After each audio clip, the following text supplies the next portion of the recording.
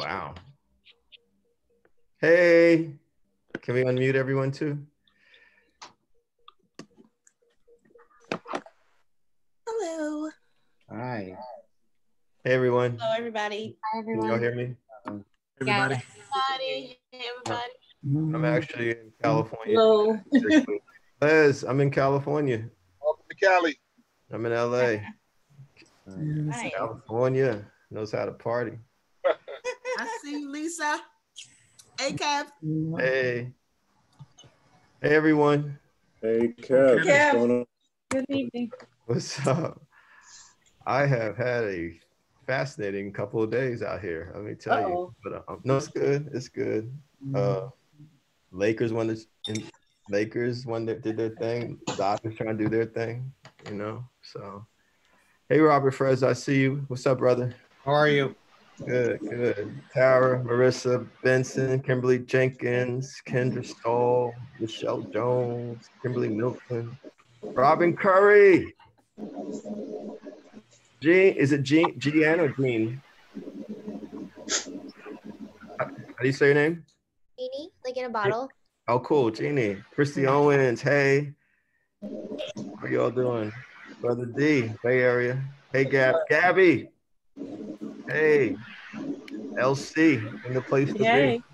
Hey. Judy Andrews, Donnell, Kim Scarlett. I've been having trouble with my camera. I don't know what's going on. Cool. Hey, Vinny, I see you. Hey, Dodie, thank you for the email today. Carla Vega. Yes, welcome to LA. And you know, it's crazy. It's a small world. You're working on a project with Nabucco. Oh my God. Yes, I just shot with her. We shot a video the other day and I told her about your workshop and she's like, he just emailed me this morning. It's a small world. It is a small world. She's an amazing woman. Nobuko, yes. Did I say it wrong? Nobuko. Miyamoto. I'm sorry. Nobuko Miyamoto. Hey, Martina McGowan, I see you. Hey. Lauren, oh my God. Wow, what's up? So how's everyone doing? I see a lot of people on audio today. Good. Fabulous. Hey, James Phoenix, what's up, brother? Memphis in the house. Regan, Minnesota's in the house. Well, let's just give a few more minutes. Folks are still coming in. You know, Coffee, Tisha Davis, Andrea Price. Is it Phoebe Daniels? Yes, hi. Hey. Can't get my camera to work. It's been like this for a while. That's okay. I have to contact Microsoft. Jaira Cooper. Hey. I want to welcome my friend Shamika into the circle today. She's an amazing writer. Where's I'm trying to. What is her name? Shamika Cunningham. She's an amazing writer. Oh wow! Hey, Michael Sindler, how are you, brother? Good to see you. Hey, Sherry. Evangeline.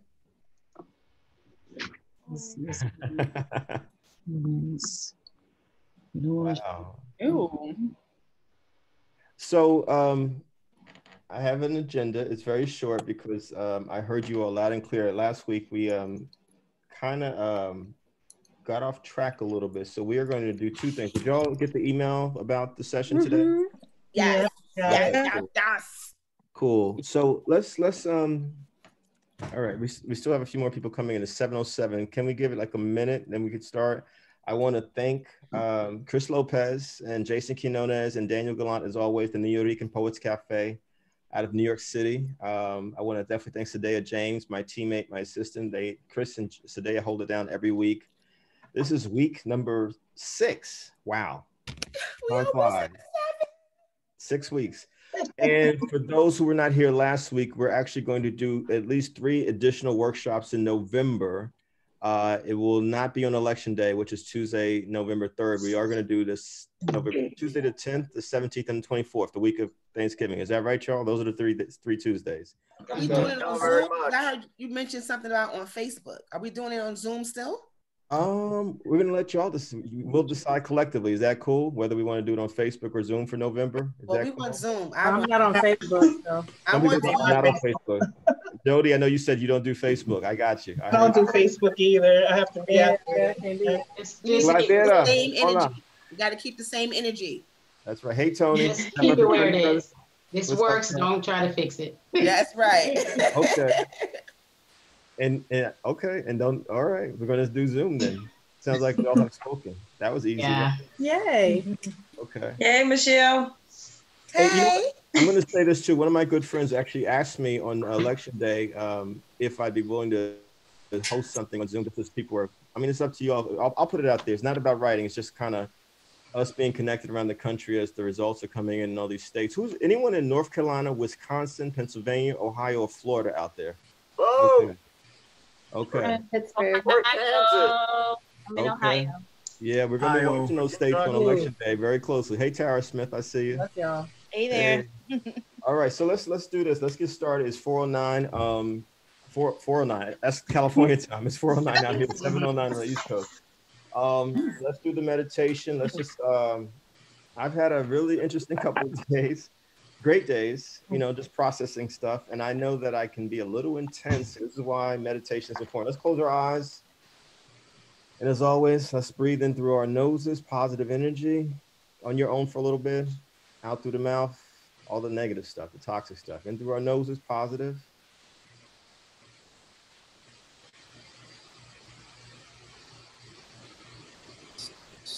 Let's mute for a second, everyone, so we can actually meditate for a minute.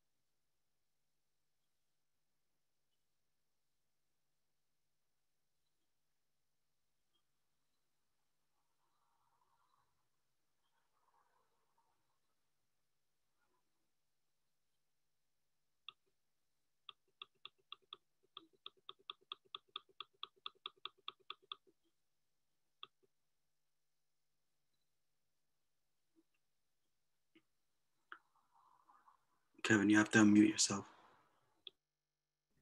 Whoops, I have to unmute myself. Sorry, I was saying this is week 6 and I'm really happy for all the positive, beautiful energy. It's great to see you all. All right, so let's get started. I don't even want to say it. Let's get into, for folks who are new, wave your hand or make some noise if you're here for the first time. Let's unmute folks, please. Let's just unmute folks. I'm you. All right, so Hello. Anyone here for the first time? I am. Hey, good to see you. So we have a couple things that we've been saying the first few weeks. One is, what is it, folks? I am a what? Writer. I'm a writer. Because, you know, some of us have had some doubts about it. Some of us are published, some of us are not. But we believe that if you actually engage in the thought, physical form of writing, whether it's pencil, pen, notes in your cell phone, or some sort of gadget, computer, typewriter, whatever it is, you put thoughts down, you're a writer. Let's claim it. Let's claim it. Let's claim it. We're trying not to use the word can't in this workshop. And also our Facebook page. Our Facebook page is called Kevin Powell's Writing Workshop. If you are on Facebook, please join that, because everything that we do and say here is repeated on the website, on the Facebook page, pardon me, which means every workshop is also recorded and we have it there for folks who may have to leave early or miss some things. We certainly try to avoid terms like writer's block, writer's block, writer's block. Sometimes we just need to do something else and get the juices flowing. But the key thing is not to beat yourself up. We're not in competition with other people. Doesn't matter that I have 14 books and someone else may not have finished the first book. That's not the conversation here. The conversation here is like, what can we do to help each of us move forward as writers to get something done? Anyone want to add to that? Because I know I forgot a whole bunch of stuff, but what have we talked about in the first 5 weeks about being a writer and self-esteem and mental health of being a writer? Anyone? Really quickly, we're not going to dwell on it because we got 2 workshops that we're combining into one today, picking up where we left off last week. But anyone want to add what we kind of talked about these first few weeks? Gotta read a lot. Hey, Karika. Hey, make me miss Brooklyn already. We have to read. Writers read. Writers read. Period. You have to read if you're a writer. And we've given out a lot of writing suggestions, things that you can read. I love that folks are sharing articles and blogs and poems and things that they've written, that stuff that they admire. But writers read. You have to read. You know, we have to take grammar and spelling seriously. That's really critical. Like, we have to keep growing as writers. The craft of writing. Anyone else about writing that we've picked up that's kind of stuck with us? Anyone else? Organizing your, this is Kimberly Jenkins, organizing your outline so that you can keep your flow. Yeah. Now, Kimberly, did we also talk about sometimes you just write off, off of spiritual or intellectual energy? I mean, does that happen too sometimes? Yes. Okay. That is does that okay? happen. Yes, absolutely. That's perfect. Okay. Anyone else? What anything from last week specifically that stood out? Anyone who was in the group last week? Anything from last week that stands out to you all? The networking piece stood out for me last week. The importance of networking with other writers and others in the industry. Well, I'm glad you said that, Andrea Price. We're going to actually bring that up today. What we're doing today is we're going to combine last week how to get published in newspapers, magazines, websites, because we honestly, and I apologize, we ended up talking about self-esteem and mental health again and safe spaces for writers. But we're going to talk about that the first half of this writing workshop. And the second half, we're going to talk about how to create a book idea and an actual book. And if it's all right with y'all, I'm Kevin. Hey, I'm going to lay out a few things. I have screen shares for you all for both things. And I want this to be free flowing. Just ask me, I think what worked well last week, and correct me if I'm wrong. I think just asking me a ton of questions and I can just bounce back and forth and we can kind of share with each other, because I'm not the only writer here who knows things. And so be it Michael or Kimberly or other folks out there who have been published, who think about this, let's teach each other. But I think let's start with, unless anyone else has anything else to say, let's start with how to get published in newspapers, magazines, on websites. Today, can we do the screen share? Are y'all good? Can we get rolling? Yeah. All right. I'm not used to it being daylight during the workshop, so this is interesting being in California. I love it. Yeah, it's very light over there, Kevin. Yeah, where the California folks? Anyone from California out there? All right. It'll get dark at the end. It will, yeah. Callie in the house. California. Callie. Okay, so can everyone hear me? Yes. All right, so how to get published in newspapers, magazines, on websites. I'm sorry, I keep saying California time. It is California time where I'm at. It's 4:17. I want to spend a little time on this. Is it 15 points today? Yes, it is. Okay, let's go through this. I mean, just by a show of, or just voices, how many of y'all have actually never been published anywhere before? Minimally published. Minimally published. Yeah. Okay. I haven't. Okay. Right. Are there folks out there who've been published a lot? In my law class. In your what? No, I was just thinking about a legal class I took. It was published. Okay. Citing. That's about it. Just citing. Okay. All counts. Well, I'm specifically talking about, because this came up, people said, can you talk about this more? Newspapers, magazines, and websites. So let me say a few things. And again, some of this would be redundant, but as I've said as I'm saying today to the new folks here, I just don't think we can ignore numbers 1 and 2 and 3. Number 1, take very seriously the craft of writing, including reading religiously, spiritually, the best writers in whatever area, genre of writing you do. I love the essay as a form. You've heard me all say that several times, which means I love James Baldwin. I love Joan Didion. I love Susan Sontag. I love Bell Hooks. I love Gay Talese. I love Norman Mailer. I just love whoever, you know, folks whose writings have moved me in that form. One of the pieces that I posted in our Facebook page was Frank Sinatra Has a Cold from Esquire, one of these I think one of the greatest pieces of essay writing, reported essays that I've ever seen. Number two, if you're serious about getting published, not only taking the craft of writing seriously, but that spelling and grammar piece and becoming your own best editor, even if you have someone else to periodically or always read your work. It could be a family member, a partner. You know, some of us may be fortunate enough to have someone in our lives who actually is an editor or an English teacher or someone who has been strong with writing and language skills. But I just think you also have to be your own best editor, because you'll know, I hope, you know, when something is done. I'm finished with this. And so I can't stress it enough. And if you happen to also be a poet the way I'm a poet, I love poetry because a lot of times I do not capitalize stuff. Sometimes I make up words, as we as poets tend to do, but I still, forgive me, am very anal about grammar and spelling. I feel like you should know the rules and then you can break the rules, but just breaking the rules as you go along and not knowing the rules, I think that's a little problematic. That's just my own opinion. You know, maybe I'm a throwback to another time, but that's how I feel. That's how I was socialized by my English teachers, my writing instructors coming up, that you really have to take the craft of writing seriously and be your best self-editor, and definitely have to have a command of spelling and grammar. Does anyone remember the two books that I said that writers should keep close to them in terms of editing and writing? What are the two books? Anyone remember? I forgot. Elements of Style. Elements of Style. Elements of Style. Oh, yeah. Second, not the first edition. Elements of Style and the AP Style book, which AP is Associated Press. I got that. You know, I just in terms of, even some of us who are strong with spelling, I mean, grammar, I mean, I still look up stuff because there are times when I forget. How many of us have forgotten how to spell something, even if a simple word?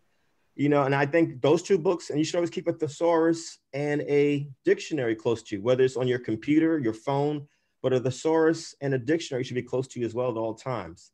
Number three, we're talking about how to get published in newspapers, magazines, on websites, network, wherever you are locally, in person. And also we have the gift now of social media. We didn't have this 10, 15, 20 years ago like this, where you can actually, you know, say to people, hey, Robert, hey, Robin, hey, Elena, hey, Gabby, hey, Christy, you know, who runs the newspaper in our town?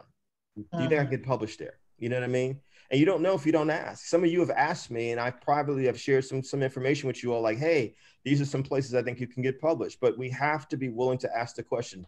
You know, that old saying, and a closed mouth does not get fed. We're not going to get published in newspapers, magazines, on websites if we don't actually ask people who might have been published in those newspapers, those magazines, on those websites. Let's stop there at the first three. Any questions, any pushback, any feedback, anything that doesn't make any sense with the first three? Because it's 15 points. Robert.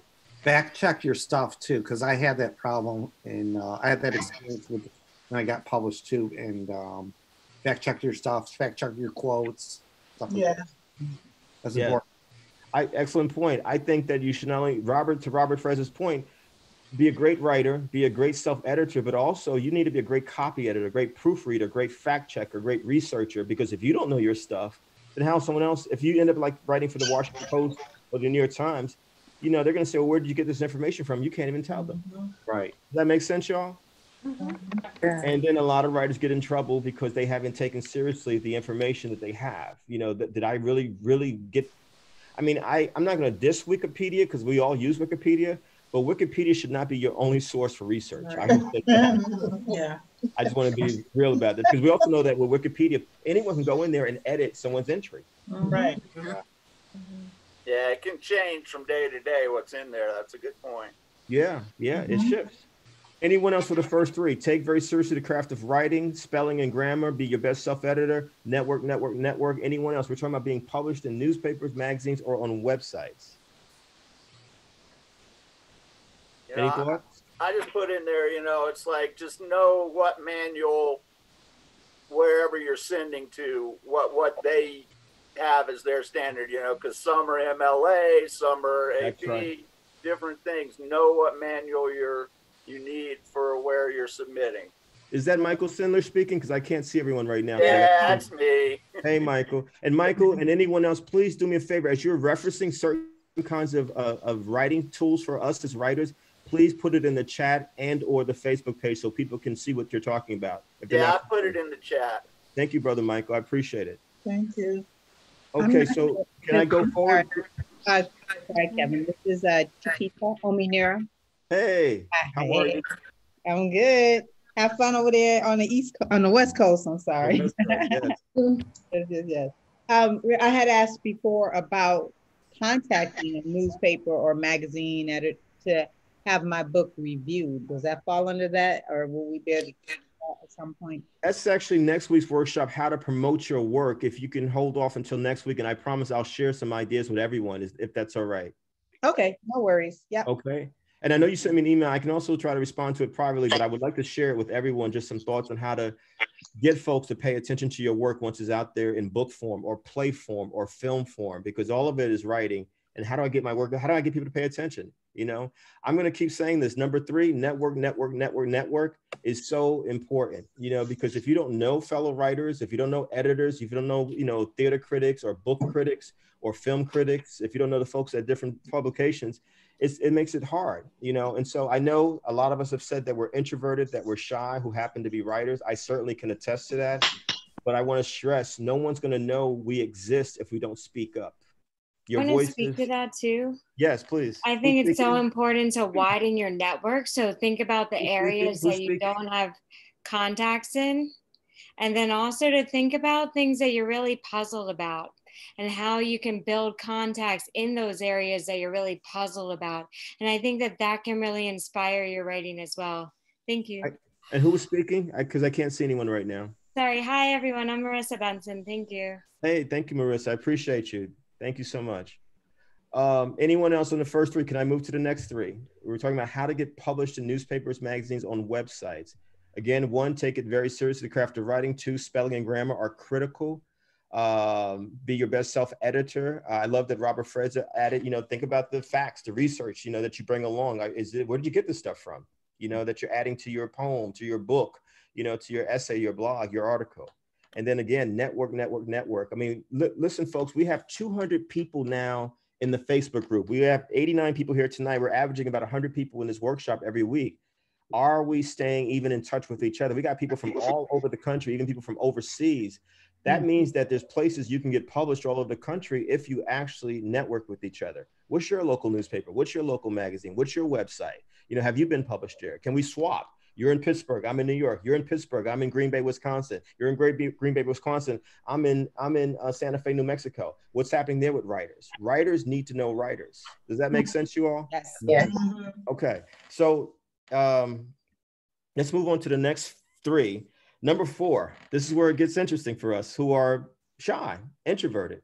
Have the courage to pitch your pieces to various publications again and again and again.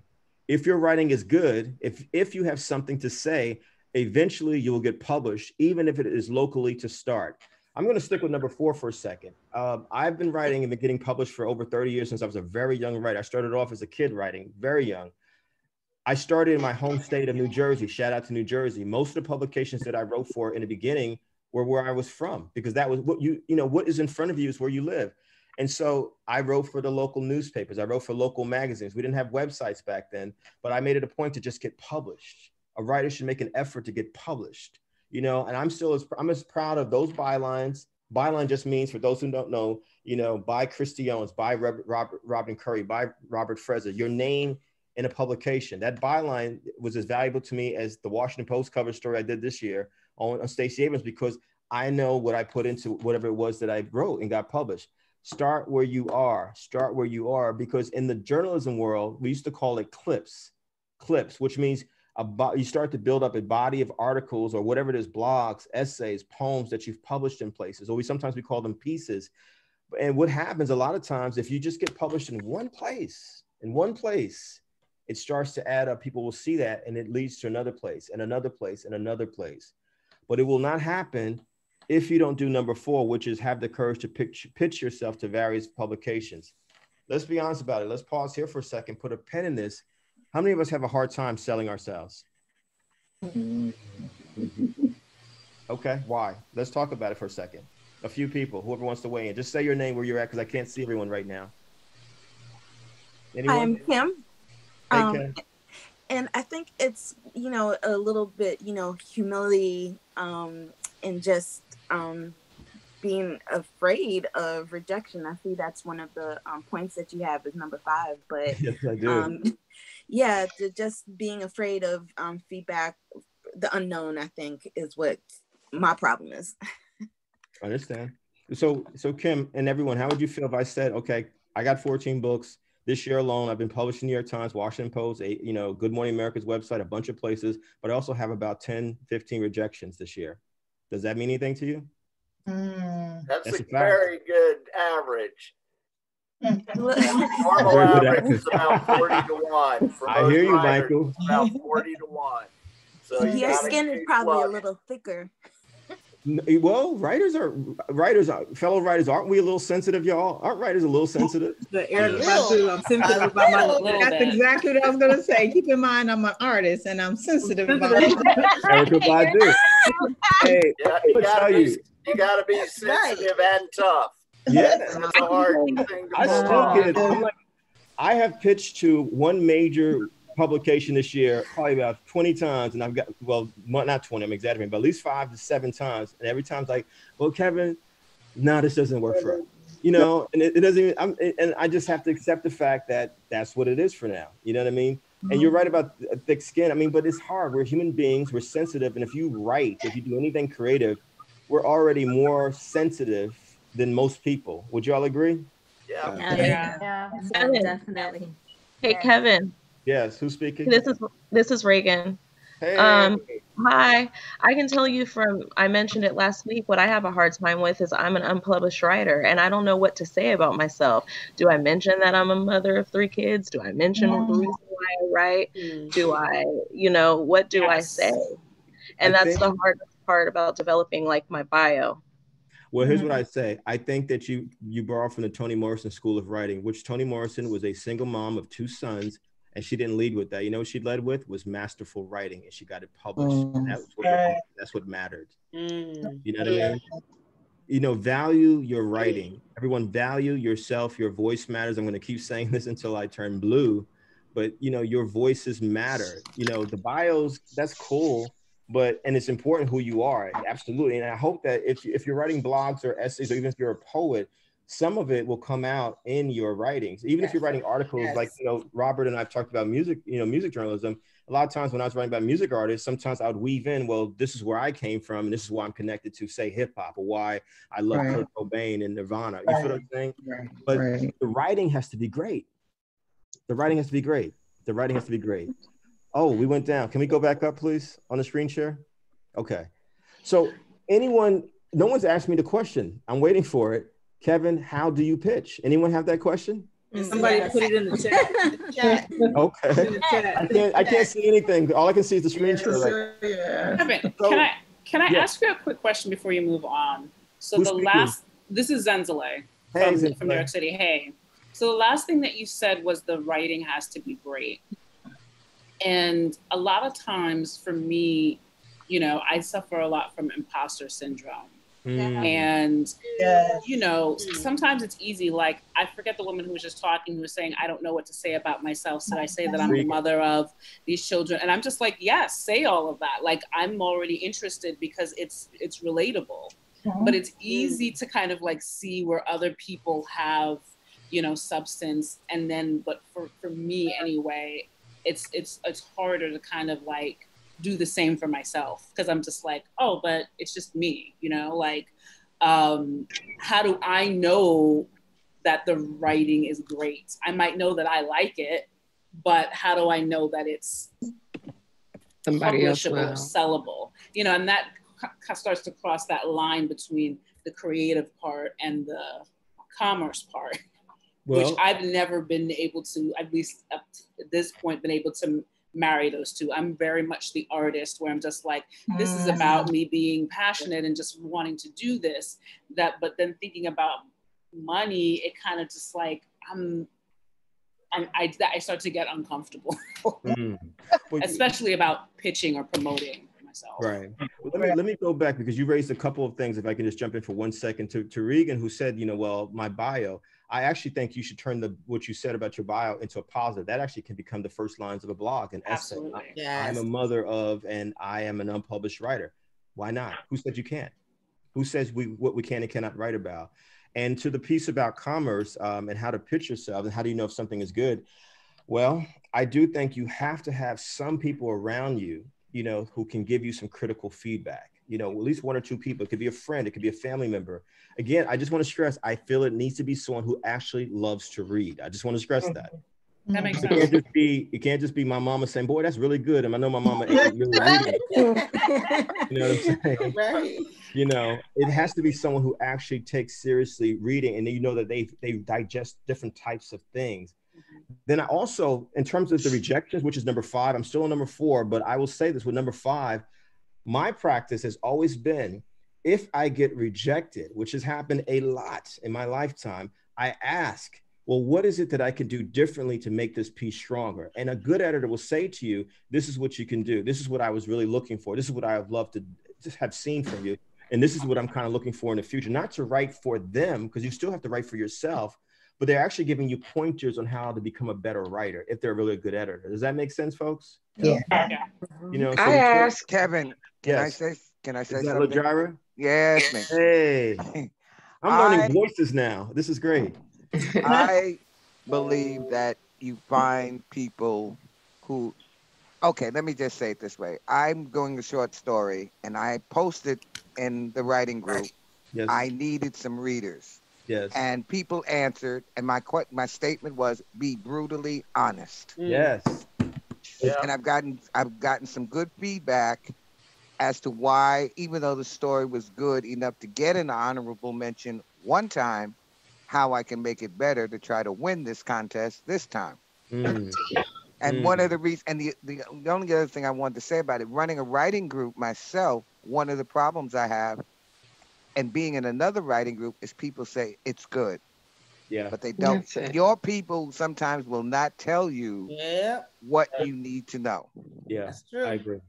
I'm glad you brought that up, because if it's, and again, this is a collective decision. I really would like to use the 3 November workshops to actually focus in on, what is good writing and what could be greater writing.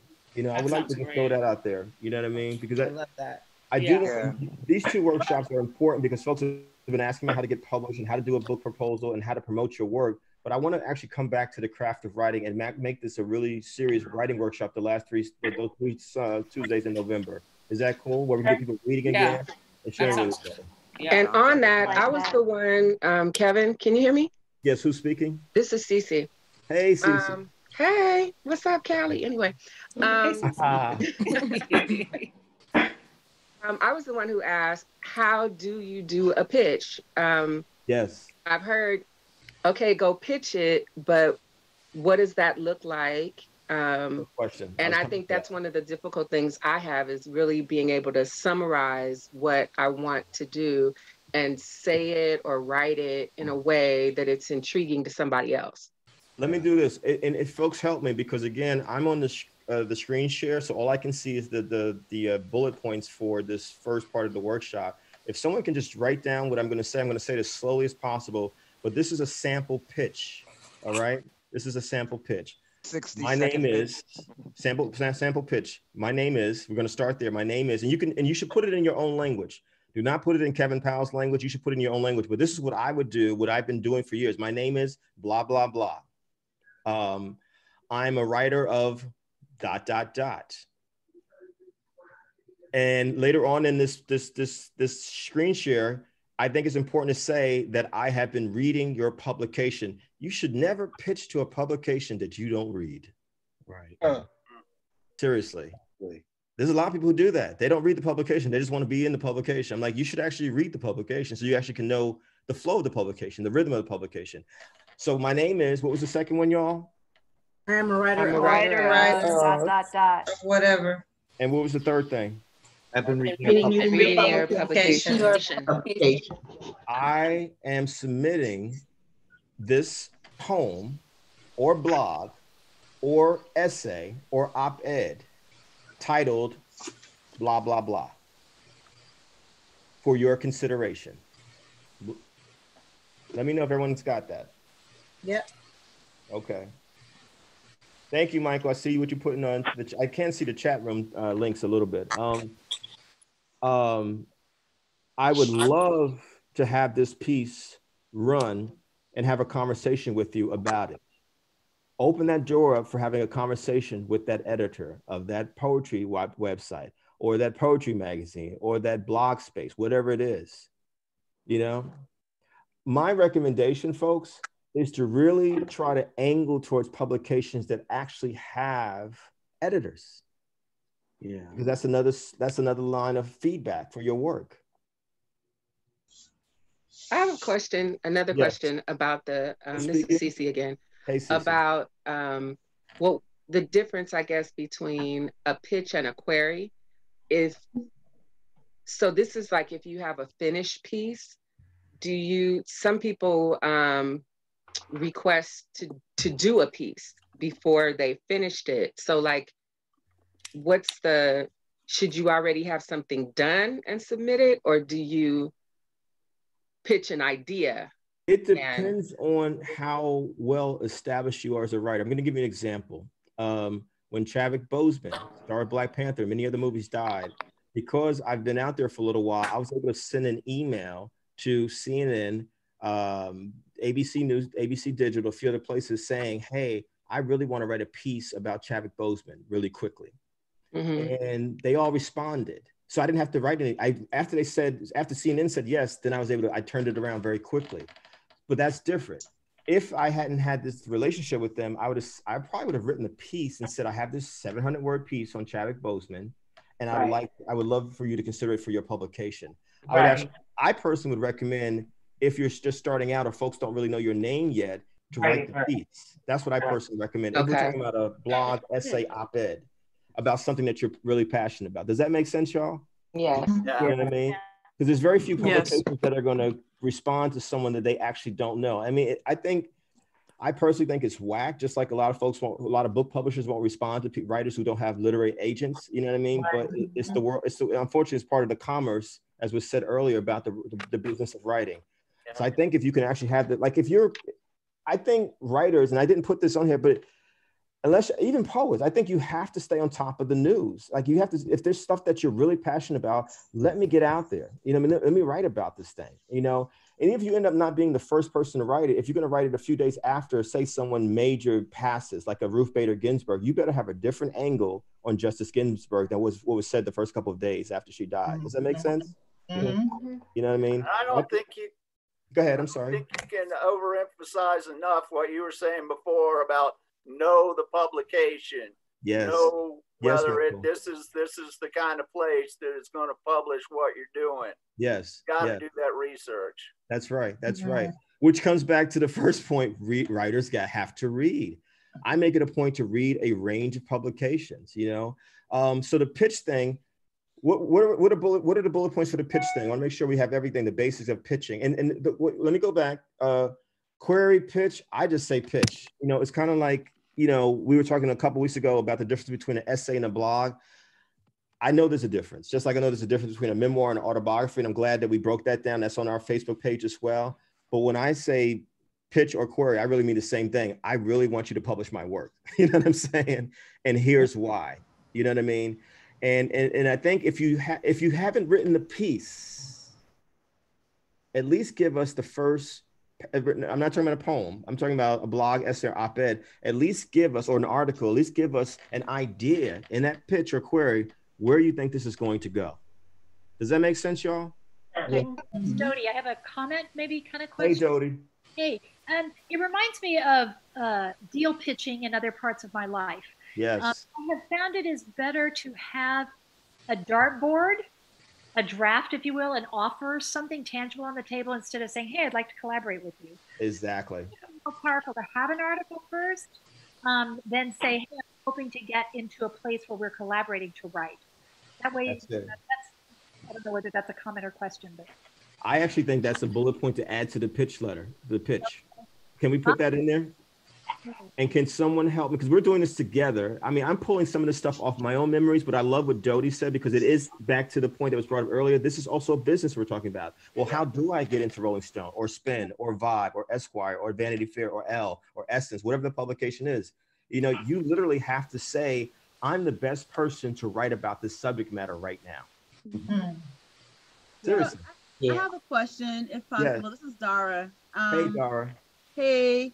So I think the part that I'm getting stuck on, because I realize now that I do need to submit places and that I'm working on that, and I have a friend who knows the business far better than I do, so she's going to help me as I start doing that. Good. But I'm just like, I don't even know. There's so many. I think I've gotten burdened of like, there's so many places that I don't know what's credible versus not credible, which is worth trying. Like, I know some of it's like matching your writing, but there's just there's so many options that I get lost in, like, how do I even know if this is a credible place worth doing it at all or not, or is everywhere credible? I just don't know that answer. So we have 15 bullet points here. One of them is about the type of publications we submit to. Can you wait till we get to that? I'll build on it from there, and you can please jump back in, Dara, at that point. Absolutely. Is that okay? Yes, okay. Thank you. I'm glad it's there. Let me ask us, folks, do we feel like, what do we have for pitch now? Like, who has the most detailed pitch format out there? What's the first one? What's second? What's third? What's fourth? Anyone? My name is number one. I'm putting an update right now. I'm putting an update on right now. Who's speaking? Is that Dodie or someone else? Yeah, okay. I just added a sentence about him. Hopeful this will begin a productive relationship around our mutual interest in topic of interest, whether it's timely or evergreen. That's right. That's in your own language, of course. Yeah. And now, Dodie, after what you said, do we close out the pitch letter? Because we know that in our wonderful era of social media, even the editors have short attention spans. Absolutely. So. Fast. Can I? Yes, please. So I have, if I told you the names of doors I've opened, I blow myself away sometimes. I'm a shy person, but they're huge names. Some I can't even tell you because the NDAs are so tight. But what I have found works is like 3 or 4 sentences. And then after my closure, I say about Dodie or about my company, and I drop as many names and visible credibility bombs as possible. And so if they go, who the hell's this lady? They can read that detail and see those credibility bombs and find out, yeah, this person has some legitimate chops. Now, Dodie, let me push back on you a little bit. Go. Now everyone's like where you and I may be. What if someone has never been published before and they don't feel like they have those points? If you don't have if you don't have credibility bombs to drop, then your bio may be short, but drop the unique bomb. What's the uniquely you bomb? The biggest UB bomb. That's it. That's it. Well said. And folks, we got our pitch right there. Thank you, Dodie. That's what I'm talking about. And can we make sure that we have that in the chat room, a sample format for pitching to newspapers, magazines, and websites, and also let's put that on our Facebook group. Is that cool, y'all? Yeah. Okay. Any other questions about number 4? Can I move to number 5, which is rejection? Wait, before you move on, Kevin, it's Robert. I took a pitch class at NYU. Wow. They offer that now. And it seems like it's all about the angle and about ideas and stuff like that. So I just wanted to like make sure that's important too. But in the sample pitch that you gave us, it seems pretty basic to me. But you want to pitch what you're going to write about, right? Yeah. In 1 to 2 descriptive sentences, right? Yes. Absolutely. Where should we add that? That's why we're doing this collectively. I could give you all my ways of doing, but where do you think we should put that at? After you introduce yourself. Robert. Okay. And you would say it how would you phrase it, Robert? See, that's where I have problems. Okay, let me help then. And anyone else can jump in. I would say, my name is Kevin Powell. I'm a writer, I would like to write a piece about Stacey Abrams. This is what I sent to the Washington Post magazine early in the year. Because I feel like not only does she may be a fine vice presidential candidate for Joe Biden, but I also think that she's a very dynamic voice. And she reminds me of blah, blah, blah. I started talking about historical figures, etc. And that's how I got the piece. And so I think you should have a couple of sentences, not a lot, like to Dodie's point, in and out, but like, why am I doing, what is the piece I want to write? What is it that I want to write? And what is going to make what I'm writing unique? What perspective I'm going to bring to this thing? Does that make sense, you all? You know, that's very important. That's very, very important. What can I bring that's unique to this? I mean, everybody's writing about voting right now. Like everybody's writing about voting. But what can you say that's unique about voting 2 weeks before the election? Think about that. You know, what is it that I'm going to say that's very different? And so I think, yeah, you got to, Robert's right. You have to lay out what is it that I want to write about and why and how would I do it? You know, I think that is important. So I actually was argued that the pitch might want to be 5, 6, 7 sentences, you know, I mean, or short paragraphs, even just boom, boom, boom. And at the end, you should definitely leave your contact information. Even if you're emailing, here's my email, here's my cell phone number. Good point. You know, here's how you reach me. Should you put a link of your work or your portfolio, or what should you put? I actually think you should. If you actually have a body of work, you should share, here's some other things that I've written. That helps. That's got me in the door a lot, because even when I was first starting out, I at least had something that I can say was published somewhere else that gives the editor a sampling of how you write. You should give some sampling of how you write. I don't want to like overload it. You know what I mean? No, I mean, I can't, once we're through this, what I'm going to do is look at the chat room. I love this. Thank you. I've been keeping up. I've been like recording secretary here. So thank you, Jody. We got the latest thing. Thank God I type 140 words a minute. Oh, that's the stuff. Seriously, I really do. Yeah, so there's the latest there. This was a great team effort. Really good work, everybody. I love it. I love it. Yeah. Because the point I'm making, Robert, and everyone, I think Dodie and others would agree, there's not one way to pitch, but I do, because the word commerce has come up and you really are trying to sell your ideas to someone. So you do have to see yourself now as a business person, you know? And so what is it that's unique about what I'm bringing to this? What is the piece? What's unique about it? And what's unique about me? As Dodie said, you know what I mean? Can we go to rejection? Yes. Okay, rejection, number 5. Is part of being a writer. I've been writing, I said it earlier, I've been writing for a long time, I still get rejection letters. The thing that I want you to stick with, you, don't let it make you strong and more determined, not defeated or bitter. I remember someone talked earlier in one of the early workshops about the poetry scene, which can be very harsh. I've been a part of the poetry scene where people just kind of trash each other. Same thing with folks who are playwrights, same thing with folks who are screenwriters. You know, and there are editors, trust me, I've seen newspaper, magazine, website editors who are brutal. I've seen newspaper, magazine, website editors who thought, you know, they should just rewrite your piece and not even tell you that they're going to rewrite your piece. You know, and I've had to battle back and forth, like, those are not my words. Those are not the kind of words I use. Writing is not for the faint of heart. I'm just going to keep it real with y'all. You know what I mean? But if it's like what it is to me, writing is as important to me as breathing. I've been saying that for a long time. I love writing. You know, your voices matter. And if it's as important to you as breathing, as your heartbeat in some way or shape or form, you have to do it. Even if you're going to get rejected periodically, you will get published if your writing is strong. If you keep pushing, number 1, number 2, and number 3, the doors will open for you. And it may open in ways that will surprise you. You never know who will say, you know what, here's a contact for you. Here's a couple of contacts for you. Or here's a publication that's looking for some writers. You should submit there. But I know it's hard not to take it personally. Again, I still take it personally because I'm sensitive, like we all are.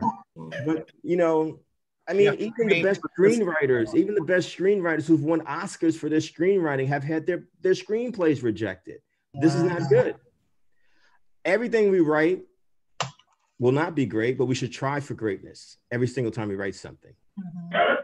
That's number 1. Number 2, Kevin, persistence is important too. Yeah. Say that again, Robert. Go ahead. Persistence is important. Persistence is very, you can't give up. You cannot give up as a writer. Right. If you're serious about being a writer, you just can't give up. I mean, there's been times, I'm not going to lie to y'all. There've been times when, like this period I'm in right now, I'm in love with being a writer again. There have been times when I hated being a writer. I was like, this is whack. The business of writing is whack. These people are whack. You know what I'm saying? Whack, whack, whack, whack, whack, wonk, wonk, wonk, wonk. You know what I mean? But I feel that if you really, really have something to say, you can't give up. You can't give up. And you're going to go through changes in your life. You know, it's like, I'm one of those writers who started off very young. Some people start off older. They may be 30 or 40 or 50. No judgment, safe space. It doesn't matter where you start. But once you start, it's just like when I've run a couple of New York City marathons. I saw people who were 20, 30. I saw people who were 80 years old. Yeah. But what they all had in common, they were all like, we got to finish. We got to keep going no matter what. Robert's point, persistence. Do not let the rejections defeat you, please. Yeah, I think a lot of people get caught up on comparing. You know, was it Roosevelt who said comparison is a thief of joy? And I only believe that kind of halfway. I was reading something once and it says that's only if you're coming from a place of weakness. So there's no harm in comparison, but you can't compare your beginning to someone else's middle or end. Right. And so a lot of times, you know, we take somebody, you know, whether it's Kevin, it's like, you know, I've been following Kevin's writing and it's like, you know, I've been writing as long as Kevin. I haven't, but well, maybe. I mean, since I was a kid, I'm about 51, so we're in there.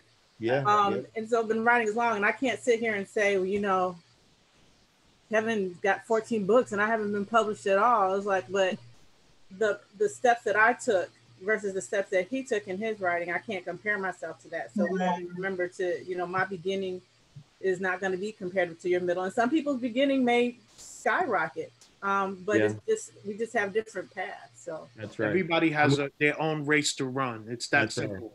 No matter what it is that we do, we all have our own race to run. That's and right. When we stay in our lane and keep those blinders on to what it is that we want, then we'll get there. And I encourage that, because that's how I go about life, not comparing myself to anybody, because my journey is my journey.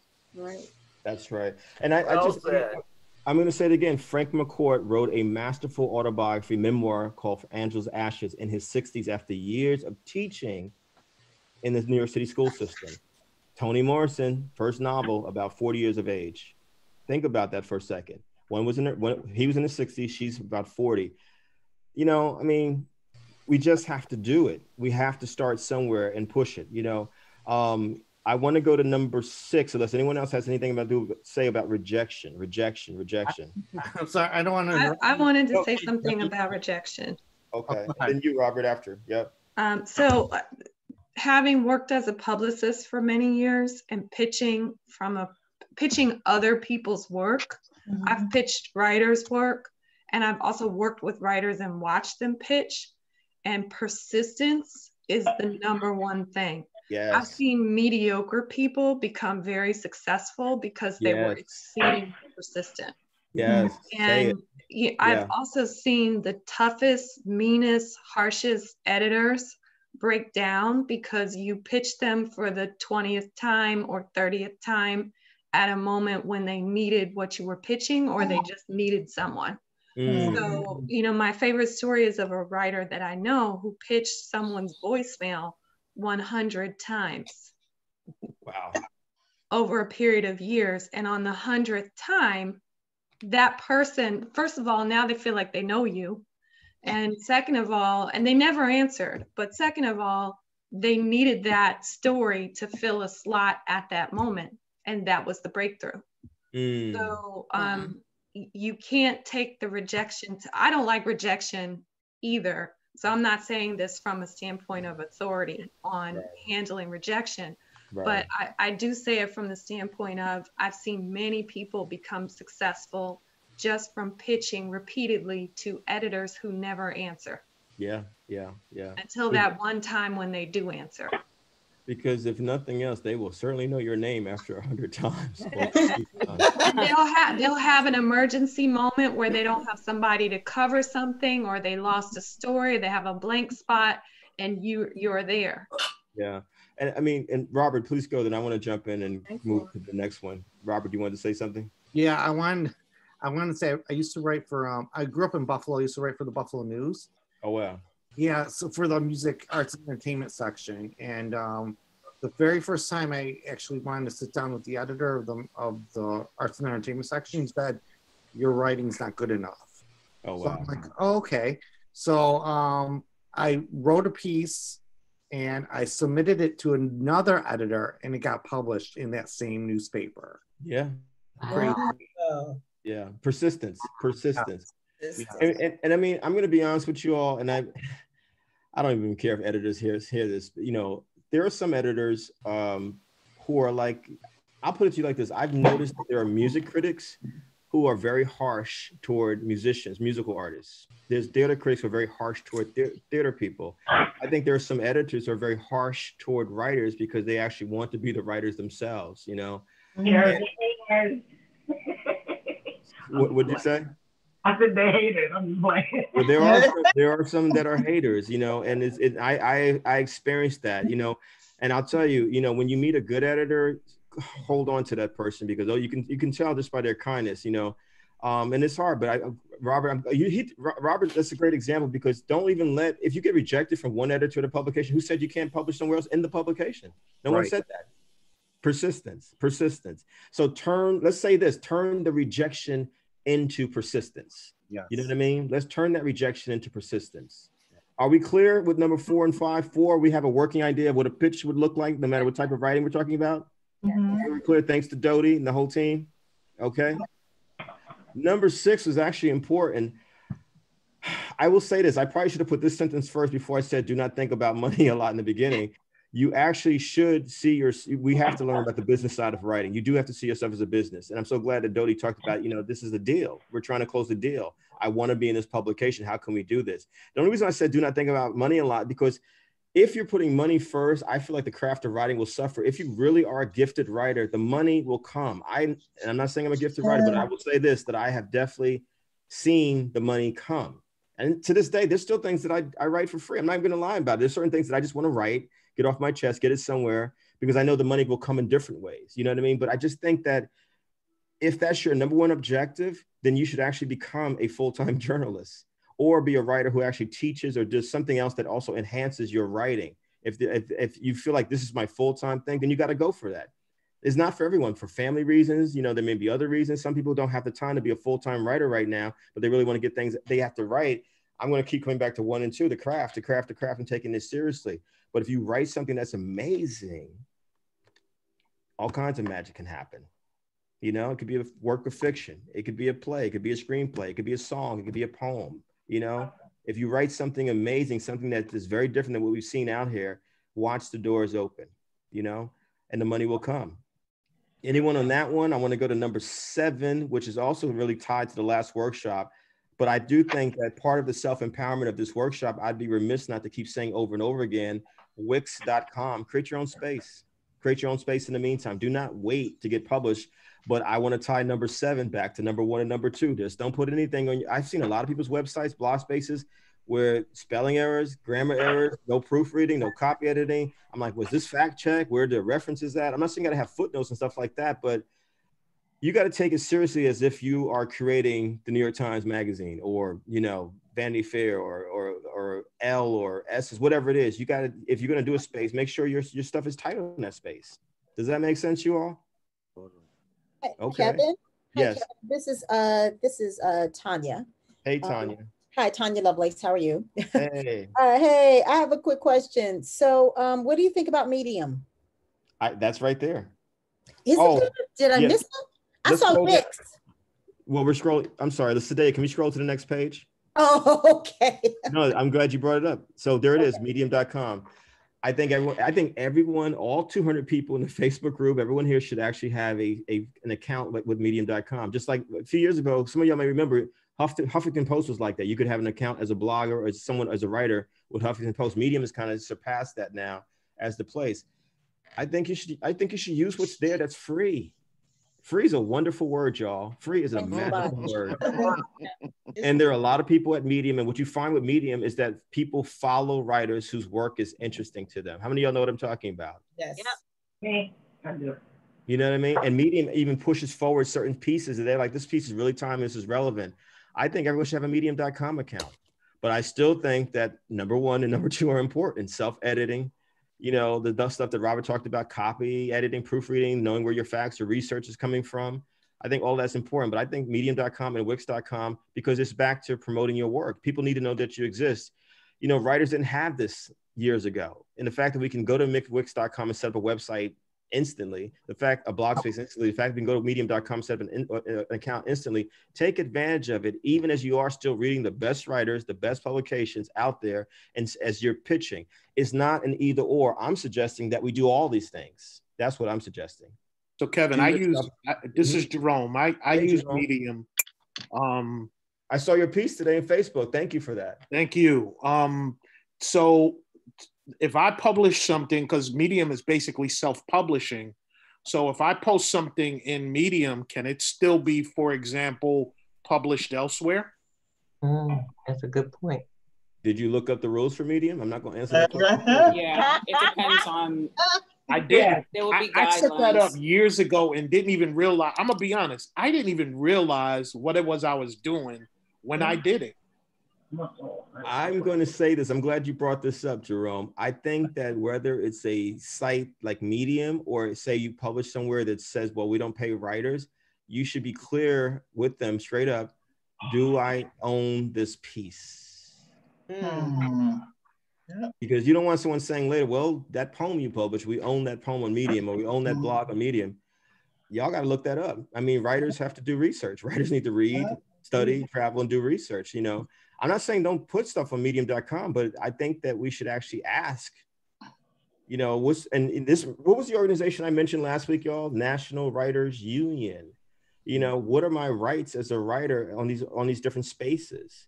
You know, I'll give you an example. CNN.com, if they pay me for a piece, then they actually say that you can't publish it somewhere else for X amount of time. But if they don't pay me, they say, what's your piece? And I'm like, cool. So sometimes I've actually taken money, and depending on the piece, sometimes I said, nah, I don't want to get paid for this because I might want to put this somewhere else. I might want to sell it overseas, you know, which is something else we should think about, not just selling pieces where you are in your home country, be it America, somewhere else, but can I post this piece somewhere else internationally?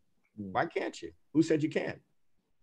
But it's important to ask questions, which is going to lead me to, we'll get to it, but just ask, this is where the business side comes in. A lot of us most of us not told this stuff. You know, what does it mean to publish on a website in the 21st century?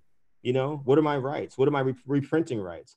Like say, you know, Christy, Robin, Robert, Elena, Gabby, look at the folks who are right in front of me. Those are the only folks I can see right now. You publish a piece at CNN.com, you know, and then say that a book comes along in about 10 years and says, well, we want to include your piece in an anthology. Can you give us the rights to reprint it? And then you find out, whoa, I don't even own the piece. Because technically it should be your piece that you have the right to reprint as much as possible and get paid for it over and over again. Or at least get the credit for it, and knowing people have to come to you to get permission, not the publication. Does that make sense, you all? Yeah. This is the stuff I did not know when I started off really going deep into journalism in the 1990s, or in writing in the 1990s. I was like, well, I don't know, you know? So it's important that we understand that part of it. What do I actually own when I publish it? But that's why I keep saying Wix.com, because that's your website. That's your space, you know? But it's such a very new area. Honestly, I'm not sure how many publications are actually even chasing down writers saying, hey, you can't reprint here, you can't reprint there. Because we're talking about, if there's 7 billion people on the planet, God knows how many websites exist at this point. You know what I mean? But I'm just saying from a purely business standpoint, we should actually know where we're putting stuff and what our rights are as writers. National Writers Union, I'm going to say it again, that's important when we talk about getting published. You know, what are my rights with this type of newspaper, this type of magazine, this type of website? Does that make sense, everyone? Yes. Yes. Kevin, can I ask you, this is Ominira. Hey, can I ask you about, someone had mentioned last week too, when you mentioned Medium, someone mentioned Patreon or something like that? Yes, I forgot who said it. Right. Is that person Nicole? Dodie said it. Okay, this is interesting. The very next day I saw something, somebody was promoting a one-woman show they're doing, but they had a link through Patreon, like they're a part of Patreon. Right. And I know the person mentioned something about money, and so I actually looked at a link. They did a little demo, but it was so fast. But I'm trying to understand it and seeing if it has worked for people, if you know anything about it. But people pay to see your work, and I guess at a different, at a you know, like a subscription level subscription service. Like, how does that work, and does it work? Is what I'm trying to find out, because you know they were saying it, but well, it works for some people. I mean, back to Robert Frez's point, if you are persistent, you can get people to support your work in that way online. But if you're not persistent, you just throw something up, you're literally competing with millions and billions of eyeballs every single day. And so I think part of the challenge for us as writers as well, where can I put my work, no matter where it is, that people are actually going to see it? And what do I need to do to promote it, which is the workshop next week? You know, what are the tools out there for me to get it? Patreon is one of those tools. you know, but is that going to be the most effective tool for me or you? We don't know. You know, it might not, it might be Instagram, it might be Facebook, you know. Can I give another tool? Yeah. Another absolutely. tool to add, if you are writing or posting anything online or on your website, a free website called Unsplash for pictures to download, to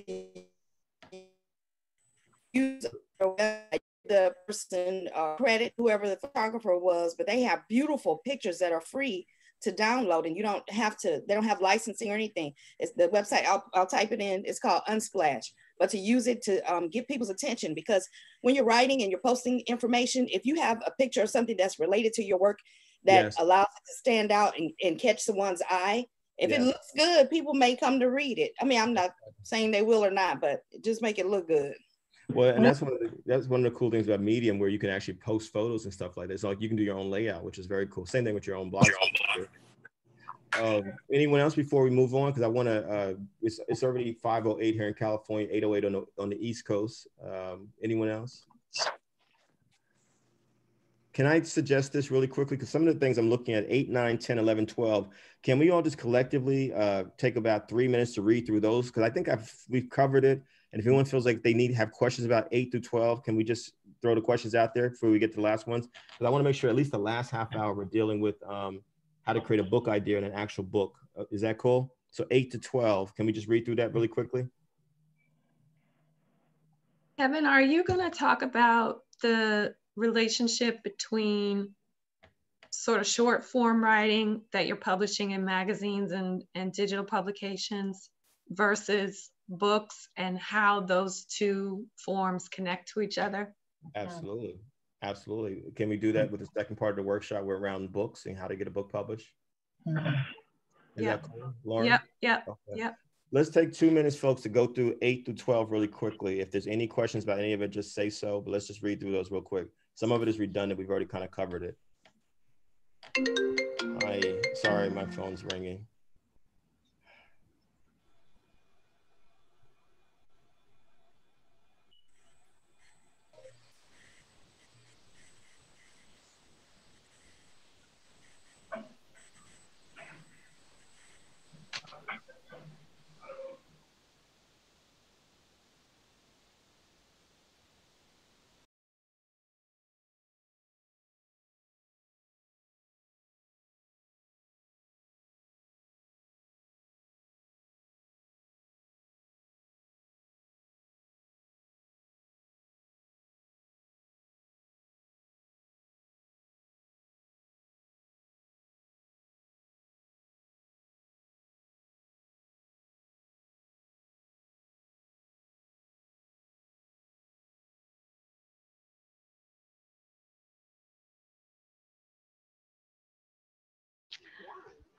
I have a question.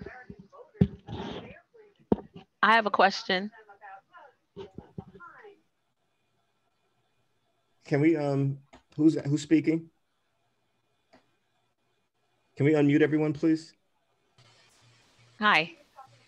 Hello. Someone want to ask a question? Yeah, I'm Darcel. How you doing? Hey, Darcel. Hi. I was looking at number 9 when you was talking about copyright anything. Where do you, when you're submitting pitches, what about, say, with the example you gave when you submitted something on Stacey Abrams? I mean, since that's about a relevant social topic, is there still copyright principles involving an issue like that if you're writing about current events? Well, you know, honestly, number 9 is more for folks who are really concerned about people stealing their work and ideas. The thing that I probably copyright the most is my poetry, honestly. Articles, blogs, op-eds, I don't. Have I seen my stuff jacked by other people, stolen, some ideas stolen? Definitely. I don't know any writer who hasn't had that experience. I think that it's really on a case-by-case basis. If you feel like something that you are doing is very, very, very special and unique, you know, you may want to do that. But if you become established as a writer, I think it becomes less likely that people are going to steal your ideas. They're actually looking forward to your ideas because you've created kind of a following as a writer, if that makes sense. Plays, screenplays, yeah. I mean, Writers Guild of America is a form of copyright, quote unquote. where you should definitely, if you finish a play or a screenplay, you should make sure it's protected. The different versions of it, different drafts of it. I feel the same way about poetry. You know, again, with number 9, if it's a publication, you should ask, you know, I'm publishing it here. If I'm getting paid, do I own it? If I don't get paid, do I own it? When do the rights revert back to me? Do I have reprint rights? In fact, can we write these things down, you all? You know, do I own the piece, whether you publish it, if you publish it, whether I'm paid or not? And number 2, a question should be, you know, do I own the right to give people the permission to reprint it? What some people call subrights. Trust me, this is not stuff I learned in college, nor in the beginning stages. It's stuff I had to literally look up as a writer, you know, the business of writing. And the Library of Congress piece is part of it. I mean, one of the things I used to be told when I was a young writer, if you can't afford a copyright, just mail it to yourself. How many of y'all have heard that in some form? Exactly. You know? Yes. But I heard that. Yep. Yeah. I'm sorry. People are literally texting me and calling me as we're doing this workshop. I apologize. I'm like, don't they know? We're on the workshop. Any other questions about 8 through 12 so we can move to 13 to 15? This is Kimberly Jenkins. I have a quick question. Hey. Hey. Woo, Kevin, you popping tonight. It's bananas. Going on. I feel like nobody loves me. Nobody calls me. Nothing. This is just kind of about what happened to Kevin? I don't see him. He's going. This is about kind of format. And I know when I submit to scholarly journals,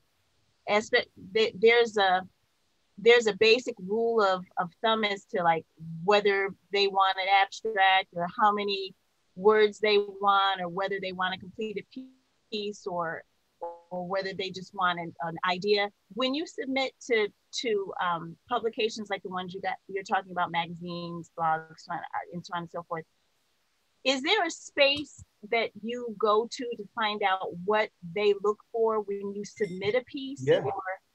Or where would I find, like in an Essence, or where would I find, like I know where to go for journal articles, but where would I go for publications like that? Most publications, it could be Essence, the Paris Review, New York Times, Washington Post, USA Today. They'll say, here's how you submit a piece for this section. You know what I mean? Okay. Particularly the op-ed blog, opinion pieces. I think this is, again, where that earlier number, what was it, number 3, y'all? Network. Yeah. Make it a point to know writers who work at certain publications, who have written for certain publications, and like, you know, what are the sections that are looking for stuff and what are they looking for? You know what I mean? We cannot be shy about this, else we will not get published on a consistent basis, you know, which is why I admire. Go ahead, I'm sorry. Is it acceptable to reach out to an editor of those magazines and say, what do I need? I know I do.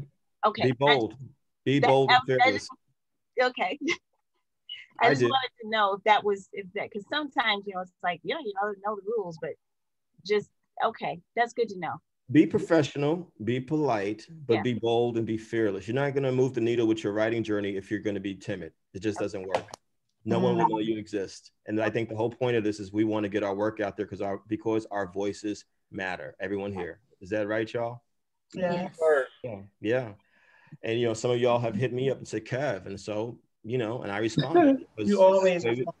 Yeah, that's the way we're supposed to do it. Well, I do it, and some other folks do it. Unfortunately, a lot of us in this world of writing don't do it. It's sad. I mean, I've heard horror stories about people just not responding to people, you know, and I apologize if I don't respond to people. I'm like, I'm sorry. Anyone else? Are we good with 8 to 12? Can I go to 13? Because that question came. Okay. Is that cool, everybody? Yes. I just need to say this. Avoid newspapers, magazines, websites that ask writers to pay to be published. That is called theft. Straight up. Why would any of us pay someone to publish our work? That's a hustle. That's a scam.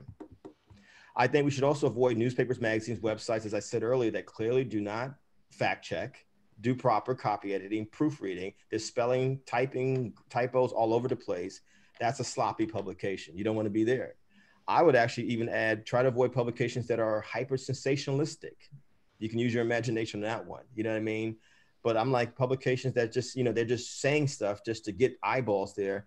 But is this really kind of credible literature that we're participating in? Does that make sense, folks? You know? I personally try to go towards publications that I feel, you know, at least somewhere reflect my own value systems, whatever that may be. I think we should,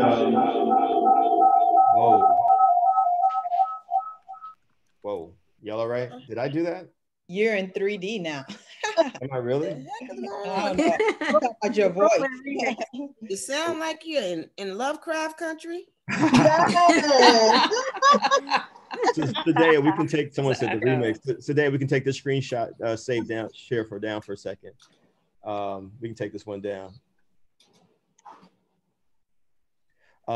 Hey, I can see everybody again. Any questions about how to get published? Is there anything you feel like we did not cover? Because it's 8:18 on the East Coast, 5:18 on the West Coast. We have about 42 minutes to get to the how to lay out a book proposal. Any questions?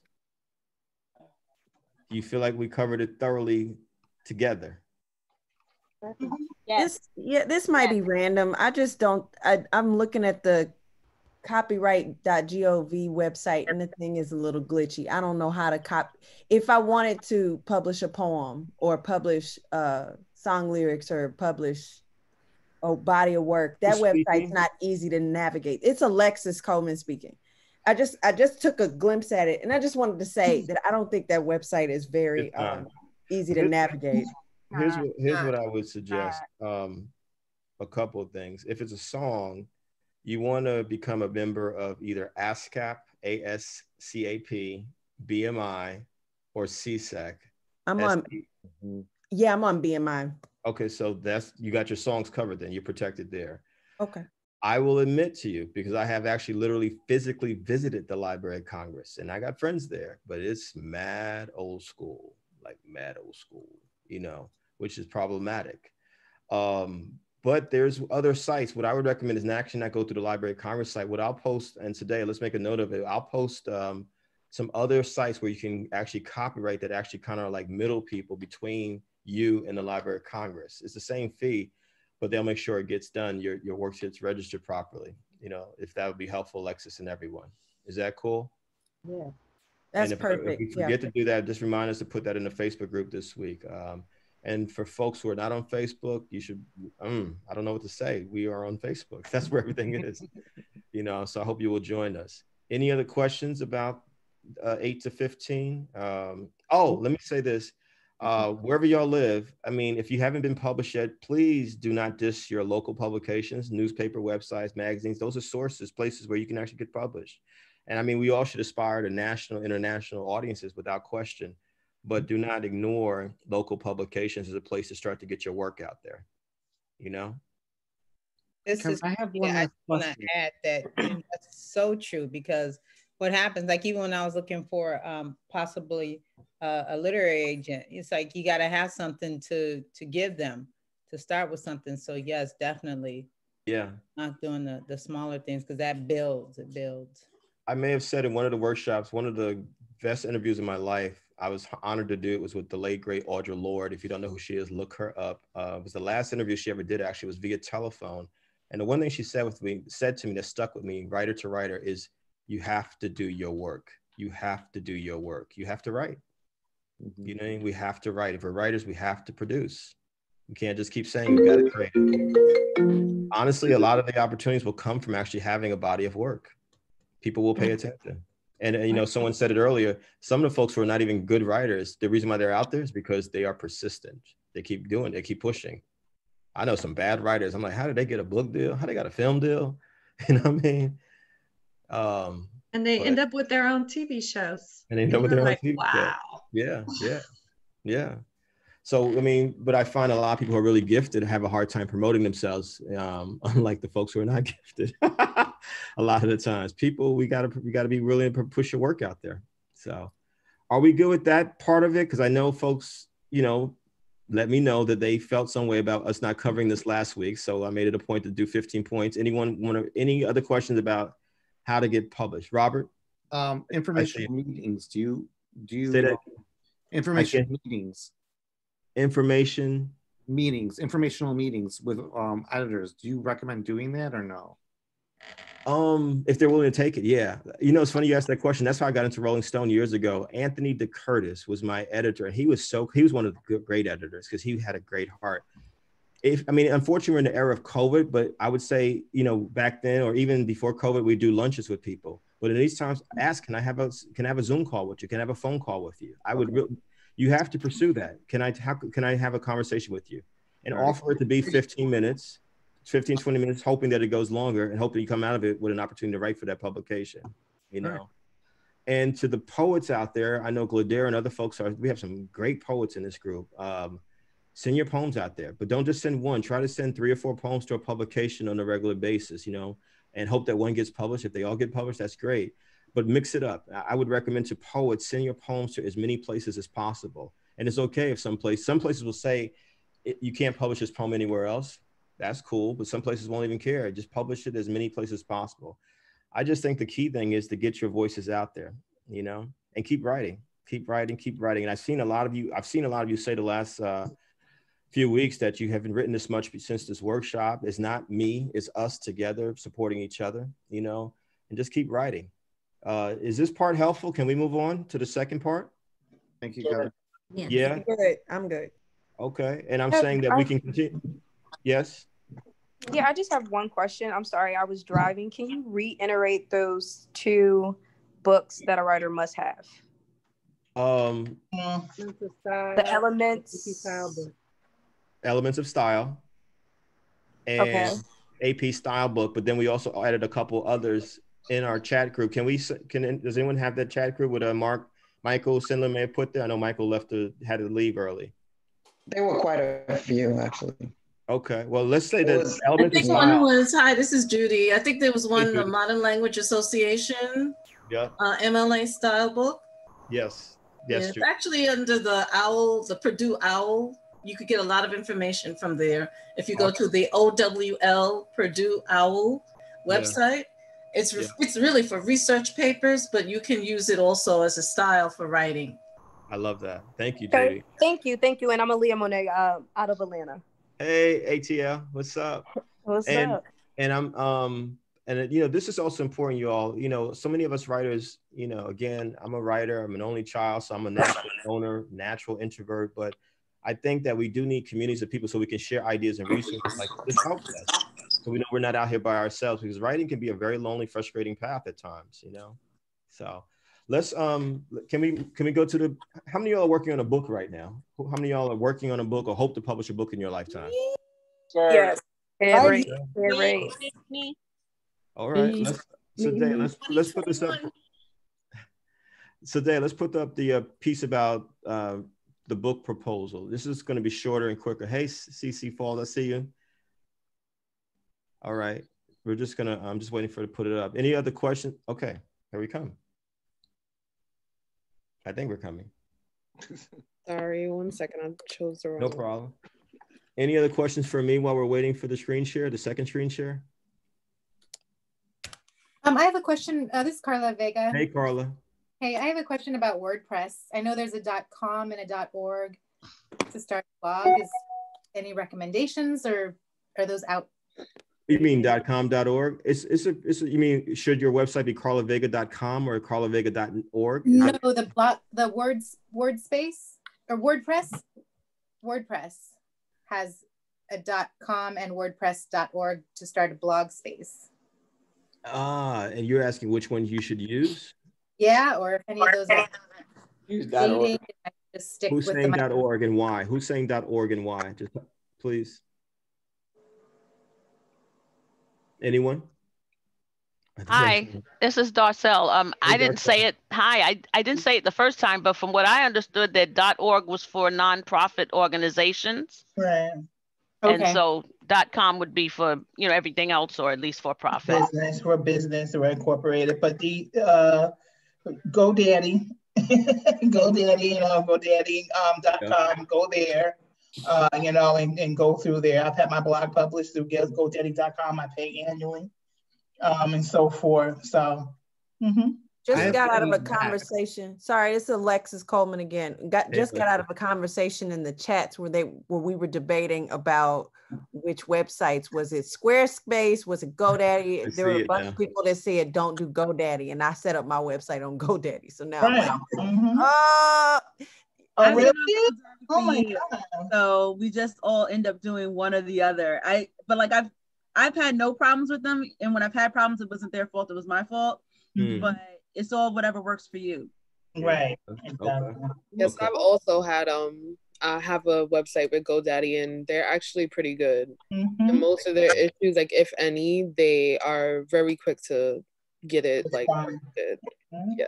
And I just set up my website with them, so I haven't had any issues. I paid throughout like a year or two, so I think I'm okay. There's some I gotta go over the notes in the chat. Oh, somebody just said did a really shady thing with my domain. Oh, yeah. This Kimberly Jenkins. The only issue that I've ever had with GoDaddy was when I was trying to take when I needed to move from their domain to a private domain, because I hired someone to take care of my stuff at that time, and they had a really hard time getting my stuff back. Like, they eventually did, but it's not something I would have been able to do by myself had I not hired another web company, because they expanded my marketing for my business at that time. They knew how to get around all the stuff, but had it just been me, I wouldn't have been able to get it back. So the only time the only time a problem arose for me was when it was time for me to move on to another place, and they just made it difficult for me to move on with my domain. Okay. But while I was with them, they were fabulous. There no problem. Right. It comes down to when you have to point, right? So when you have to point your site to another site or whatever, sometimes they don't do that. And like she said, I've done that before. Hire someone else outside to do it for me, if you're not, and you know what I mean, as well, or versed in how to do all of that. Can I suggest that we just for the sake of time, we only have 30 minutes left, that we table this part of it for next week, which is all about promotion of ourselves as writers, because this is all kind of related to that. Is that all right? Yes. Okay. Perfectly fine. I don't want anybody cursing me out after this session. You didn't talk about how to do a book proposal. I mean, not literally cursing me out, but you know what I'm saying. So everyone got the screen share? We see it now for folks who. It's really basic. And this is something that I've kind of applied through the years, and I don't want to take credit for this. There's a great literary agent named Marie Brown, who was my literary agent, who actually, sent me some form of this years back when I was first starting out as a writer and trying to get published. Number one, great title that captures the spirit of the book. Great title that captures the spirit of the book. That's really, honestly, that's subjective. Some writers will say, I want it to be this, and that's what it is. And some writers want to have something that clearly says what the book is about. That's really up to you all. I will say this, particularly if you're going to get published by a publishing house, whether it's a small independent press or a mainstream press, they're going to tell you that titles sell books. People pay attention to certain kinds of titles. So that's something that you have to put a lot of thought into. I would suggest only if a nonfiction book, like say, for example, a collection of essays or some sort of academic study, etc., you should also consider seriously a subtitle. That further explains the book. Only if you feel you need it, regardless of fiction or nonfiction, you write an introduction, a prologue to your book. Like one of the most famous American novels ever is Invisible Man by Ralph Ellison. It starts with the prologue, and then you get into chapter 1, chapter 2. Some books don't have that, it depends. People have asked me, I want to add this in here. I don't think it's here. Should I get someone who's well-known or established to write the foreword to my book? It could help. It could not help. Who knows? I think it's important if you're going to have someone write the foreword to your book, they should actually be obligated to read your book and not just make stuff up. You know what I'm saying? Again, I want to keep coming back to, which is you have to take the craft of writing seriously. If your book is the bomb, it doesn't matter if you have blurbs from famous people, a foreword from someone who's famous, introduction from someone who's famous. People will come to the book because the book is incredible. Number 4, for a book proposal, write at least one chapter fully of your book so potential literary agents and or editors can see the skill set of your skill level of your writing, the direction, the vision of your book. If you can write more chapters, please do so. If you can finish the book first, that's even better. Trust me on that. I've had so many people say, Kev, I would love to publish this book, but you only gave me half a chapter or one chapter. You know, can you write some more? I'm like, oh God, you know what I mean? It's best to finish the book if you can. If you're writing a poetry book, I submit that it's best as someone, two of my 14 books are poetry collections. I always believe it's best to submit a full book of poetry to a literary agent or editor, not just a few poems. I recommend personally from all the poetry books that I've ever read and studied, at least 20 to 30 poems to show the depths of your writing. And just like with music albums, you know, that have a certain kind of theme, like Prince's Purple Rain or, you know, Marvin Gaye's What's Going On, albums that are thematic. You know, you may have a poetry book where it's about your mother, your father, your family, or it might be a collection of all kinds of poems. But I just think every poem in there has to be strong. It shouldn't be any weak links, like there shouldn't be weak links on an album. Number 6, near the end of your book proposal should be a section called Why This Book, Why Now? Something like that, which explains what makes your book different, unique, special. What audience or audiences do you envision for your book? How you would personally like to see your book promoted and by what means? What are you willing to do to promote your book? One of the big mistakes that I've seen writers do over these 30 years is think that their job is over once the book is out. Nah, that's when it's just starting. That's when it's just starting. You got to hustle that book. You know, back to Dodie's point about, you know, being, seeing yourself as a business person. This is a deal that you made. You got to get it out there. People are not going to buy the book if they don't know it exists. And last thing is, how would you use new technologies and social media to promote your book? And then, you know, at the bottom, I have a synopsis of a book proposal. It's really simple. The first thing is great title, subtitle if necessary, table of contents, one or more sample chapters, summary of why your book and why now, and your bio. That's your book proposal. That's a book proposal. That's what you would submit to a literary agency to say, hey, I would love to get represented by you all, but you have to research the literary agency, just like you would research those newspapers, magazines, or websites. And then it's also what would be submitted to an editor at a publishing house. This is my vision for the book. Any thoughts, questions, pushback, challenges? Kevin, you bugging? Nah. Anybody? No. Does it make sense? I just wanted to talk about, hey, it's Christy. Hey, Christy. Hey, I just wanted to say I don't know almost anything about publishing. Like I'm very much the novice, but I did meet Jessica Fishoff, who told me she owns Pink, an American Poetry Journal, and she was saying that go ahead and like put out your poems to individual publications, even if you eventually want that to be part of a book, because usually they don't care. I agree. What they usually care about is if they were published in a set in the same order. So if you're just doing like a poem here, a poem there, whatever, that's cool. You can still do your book later. Nobody's gonna make a fuss about it, is what she told me. And I found that very helpful because it made me not afraid to submit individual poems. Actually, it's right what Christy just said. And so if you look at poetry books, including mine, it'll say in the front of it, this poem was published here, this poem there. That actually, I think, lends more credibility to your poetry book once you bring all the poems together. So I agree with that, Christy. Thank you for saying that. Anyone else? Thoughts about book proposals? I have a question. Hey, Tennessee's Way. California is really representing today. I love it. I know you said that it's in the Facebook group. I've been missing, you know, I told you I've been missing your workshops here and I've actually missed the Facebook group. But can you, real quick, if you don't mind, what is the difference between a memoir and an autobiography? Oh my gosh, I forgot. Anyone remember? You want me to answer again? Yes. Oh, Dara. That was Dara. Yes. Yeah. Dara. So essentially, the difference between an autobiography and a memoir. An autobiography is kind of like a history book. It goes from beginning to current. So, and it's usually about someone famous, but it's really all the minutiae, reading chronologically like a history book. A memoir can be sort of more like, it's a little looser. It's a series of essays. It could be chronological. It doesn't have to be. It's around a theme or a moment or a specific something that you're working through in that moment. So it is still self-focused, but it's very much, so I'm going to write about all my accidents. So it's going to be a book about the accidents in which I've had. And so I give you 16 chapters about the accidents in which I've had in my life. And somehow there's something to that with the accidents that make you want to read it and be compelling. So it can do a lot of different things and not just be a history book. Sister, are you from New York? I am. Okay, I'm gonna need you to repeat all of that, but slow. That's how we do in New York City. Not New York. I'm from LA, Pacific Ocean. So everything she said. Exactly. Think of an autobiography as a history book about your life. So it's you were born here, you did this, you went to this school, this next thing happened, I went to that other program, did this thing, did this other thing, and this is where I am. Usually it's about someone famous, even though you have a right to write your own autobiography. But it is a very much like a history book in terms of how it tells your story.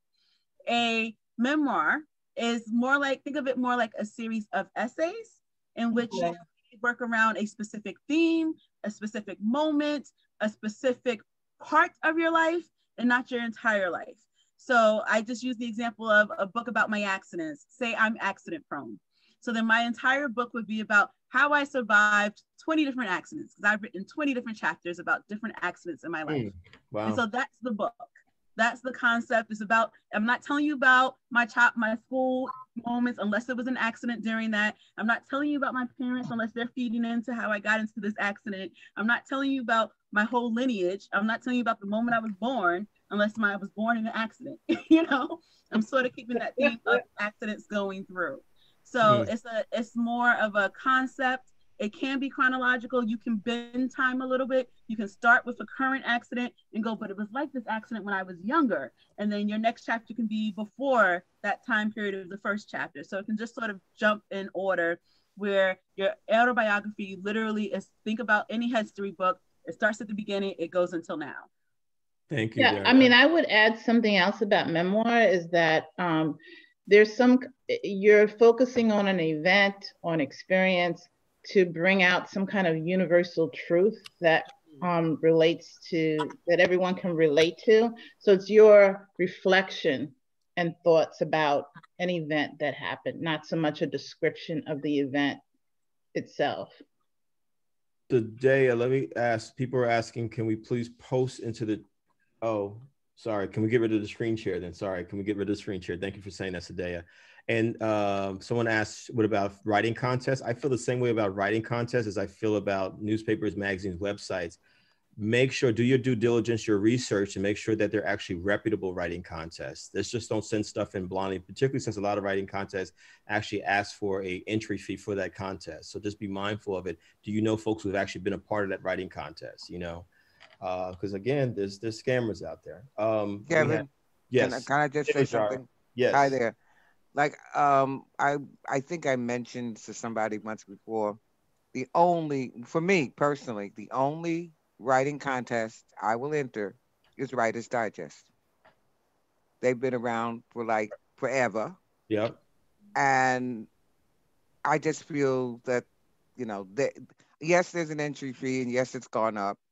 And yes, I'm going to enter by November 3rd. That's right. It's reputable. People know it. People know it. That's it. Yeah, I understand. I just want us to be mindful of things that people may not, if you can't verify with folks that are in this, I mean, you now have a writing community, and many of us are new to, at least 200 people from the Facebook group, and like Christy said, talk to people, who've been in these paths and say, okay, is this the way to do it? We have 19 minutes left. Any other thoughts about book proposals or the other document, how to get published? Any questions, thoughts, things you want to share, things you may have experienced? Kevin. Hey, Andrew, hey. Okay, in terms of proposals, what I found work is that in that letter, in that query letter, using some of the language from your foreword or a chapter works, because it sort of gives the reader right away a sense. We lost you. Wait, I lost everybody. Okay. You can't hear I can't hear Andrew. Still here. Andrew. You can't hear Andrew. I just can't hear Andrew. Andrew, are you unmuted or?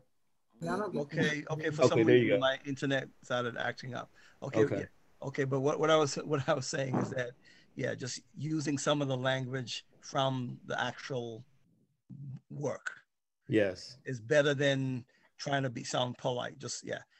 right away introduce the language of whatever you're proposing, because get them interested. I found that worked. Awesome. I agree with you. So they get a sense of how you write, is what you're saying, Andrew? Is that right? Yes. Yeah. Because it's all about the writing and the story. It's always back to the writing. I agree with that. Anyone else? The first piece about how to create, how to get published, or the second piece, how to create a book proposal?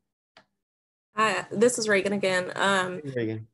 Allison just shared we need diverse books for children's book authors, and I just went on the website, and it looks like, and I'll post this on the Facebook page, but they have the Walter Grant, and it's for financial support for diverse authors and illustrators who are currently unpublished. So thank you for sharing that, Allison. I'll post it to the group. I mean, and that's how we often, one of my favorite writers is someone named Leroy Moore, who is a disabled gentleman out of the Bay Area. And he has introduced me to a whole body of literature by disabled writers, which has been amazing. So when we talk about diversity, where are the women writers? Where are the Black, Latinx, Asian, Native American? Where are the LGBTQ writers? Where are the disabled writers at? Where are these voices at? All these voices matter, and are important, and all these stories need to be heard. And that's important. And so, if you even are questioning, why should I write? Think about it, you're speaking to someone who may not have ever seen a writer like you before. Y'all with me? Yep. Sure. Yeah. This is Allison. I'm sorry, I'm kind of late. Hey, Allison Neal. Hi, this comment, because I think you passed the topic already. But as far as the networking, I found that LinkedIn is a great place to network with agents, editors, and some of these other people, executives that work at publications. I've been finding that I'm able to make a lot of connections through LinkedIn, building relationships, starting conversations with them, and just finding out more about some of the things I need to do to move forward with some of the projects. So I would say, as far as like what you were saying about just really focus on networking, I think LinkedIn is a great resource for that. Yeah. You just made me think of something too, Allison. I mean, absolutely. Like, I'm gonna keep it real with y'all. I despised LinkedIn for a long time, but I actually have fallen in love with it because folks tend to be way more professional than they are on Instagram and Facebook. We ain't gonna get into Instagram and Facebook. I mean, I'm on all of it. The big four. I think every writer, just my opinion, should be on LinkedIn, Twitter, Facebook, and Instagram, because all four of those spaces represent audiences for your work. And so if you publish something, no matter what it is, a poem, or you have a play coming out, or you've written a screenplay that's going to get produced, tell all those audiences where you are. Whatever your name is, I believe should be the name that I think you should have at least one account for LinkedIn, Twitter, Instagram, Facebook. Is actually the name that's going to be on your poem, your play, your screenplay, your book. People should know who you are and say, hey, y'all, check this out, because your audience will grow from that. And I think we've said it before, and we'll get into this again next week, but also, do you have a MailChimp account? Do you have a constant contact account? Do you have an email list that you send out to people every time you have something that you want to share with people? Y'all with me? Yes. Yeah. That's important. That's your audience. Bless you, Christy. I just saw you sneeze. But I think, people always ask too, how many of y'all have ever been asked as a writer, well, who's your audience? Who's this for? How many of y'all been asked that? Yes. What do you say? It's such a hard question. I hate it. Wait, who said that? Alexis, because I'm all over the place, and it has to force me to figure out where my lane is. I'm with you, Alexis. What you say, Kimberly? I said I'm with Alexis. I have a hard time defining my audience because I am all over the place. There's scholarly stuff that I do. There's stuff that I'm working on that I don't really know exactly where it fits. Like the first piece that I read, like I just wrote it. I don't really know what it is yet.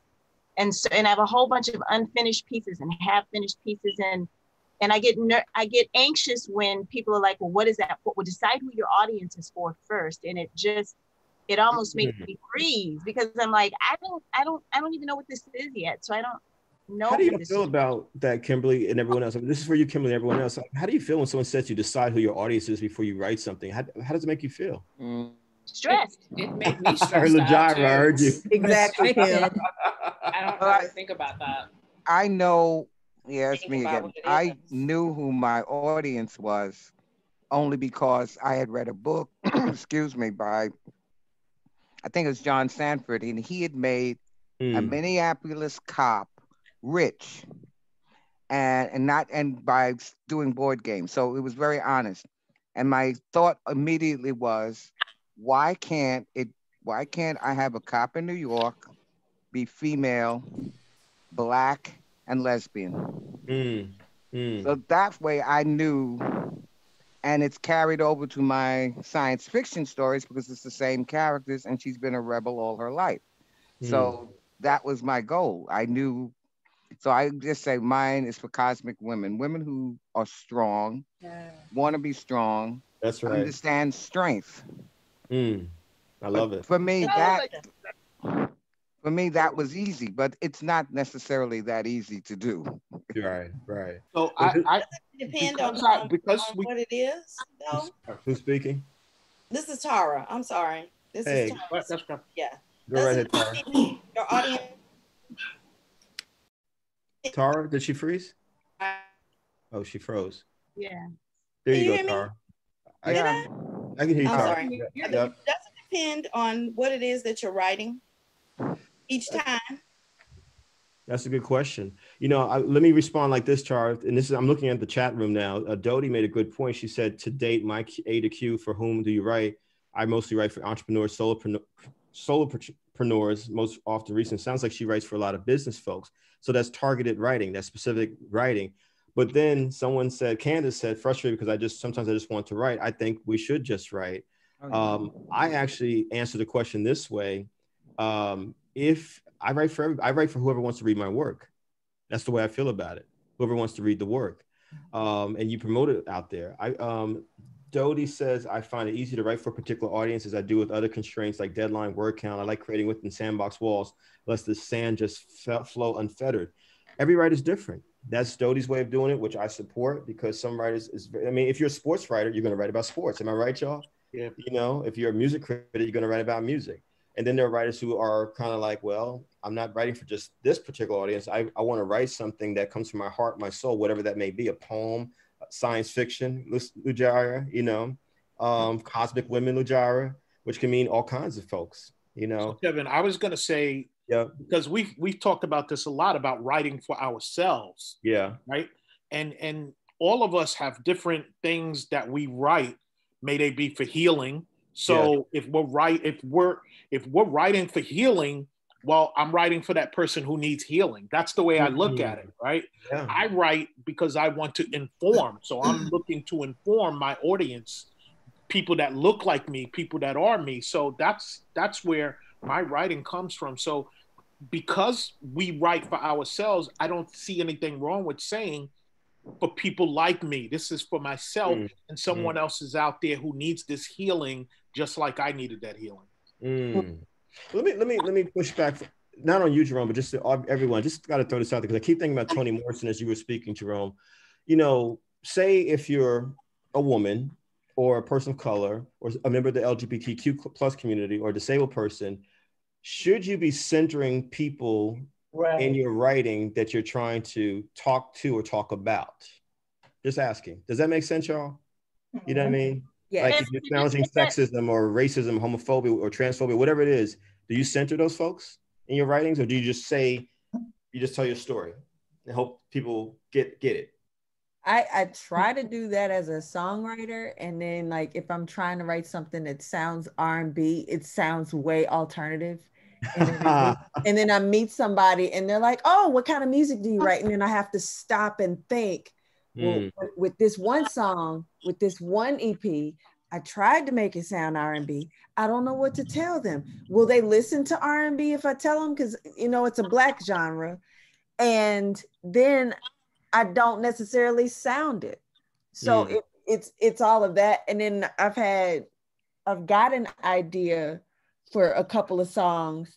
And even with all the intention behind it, I'm struggling with how I'm going to make it sound. I'm struggling with the lyrics. You know, I'm not like one of those really special lyrics that just off the dome, shoot, bang, bang, bang. Like I really have to spend time with my lyrics. So there's an intention behind it. And so this is where it feels like it's a writer's block, but I'm not trying to call it that. But you know, like I learned from this group, don't call it that. But what happens, I have to leave the song alone.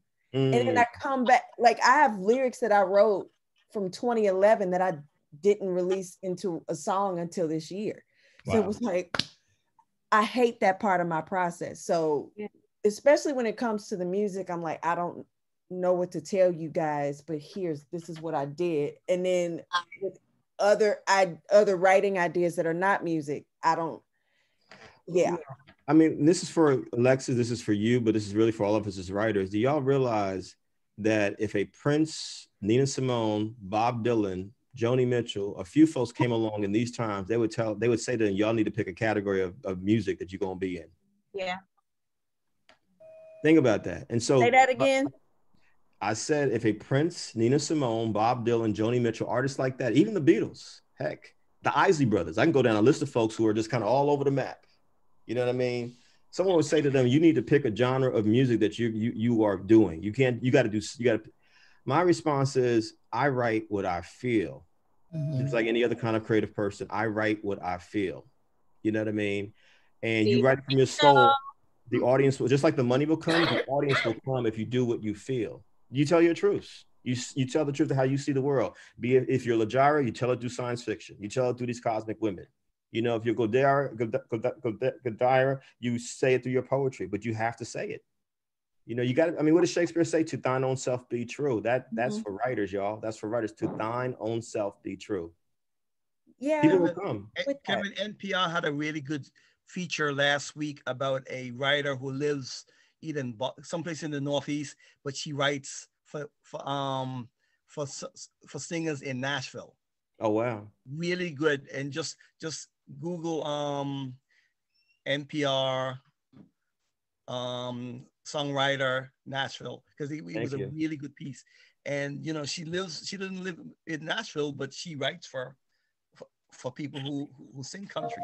And and she's got a regular life, but I don't think it's about the tune, it's about the words. The people who make music can make music to anything. That's right. That's right. Strange Fruit was a poem. That's right. Strange Fruit was a poem. That's right. That's right. That's right. Anyone else? We have about 6 minutes left for this workshop.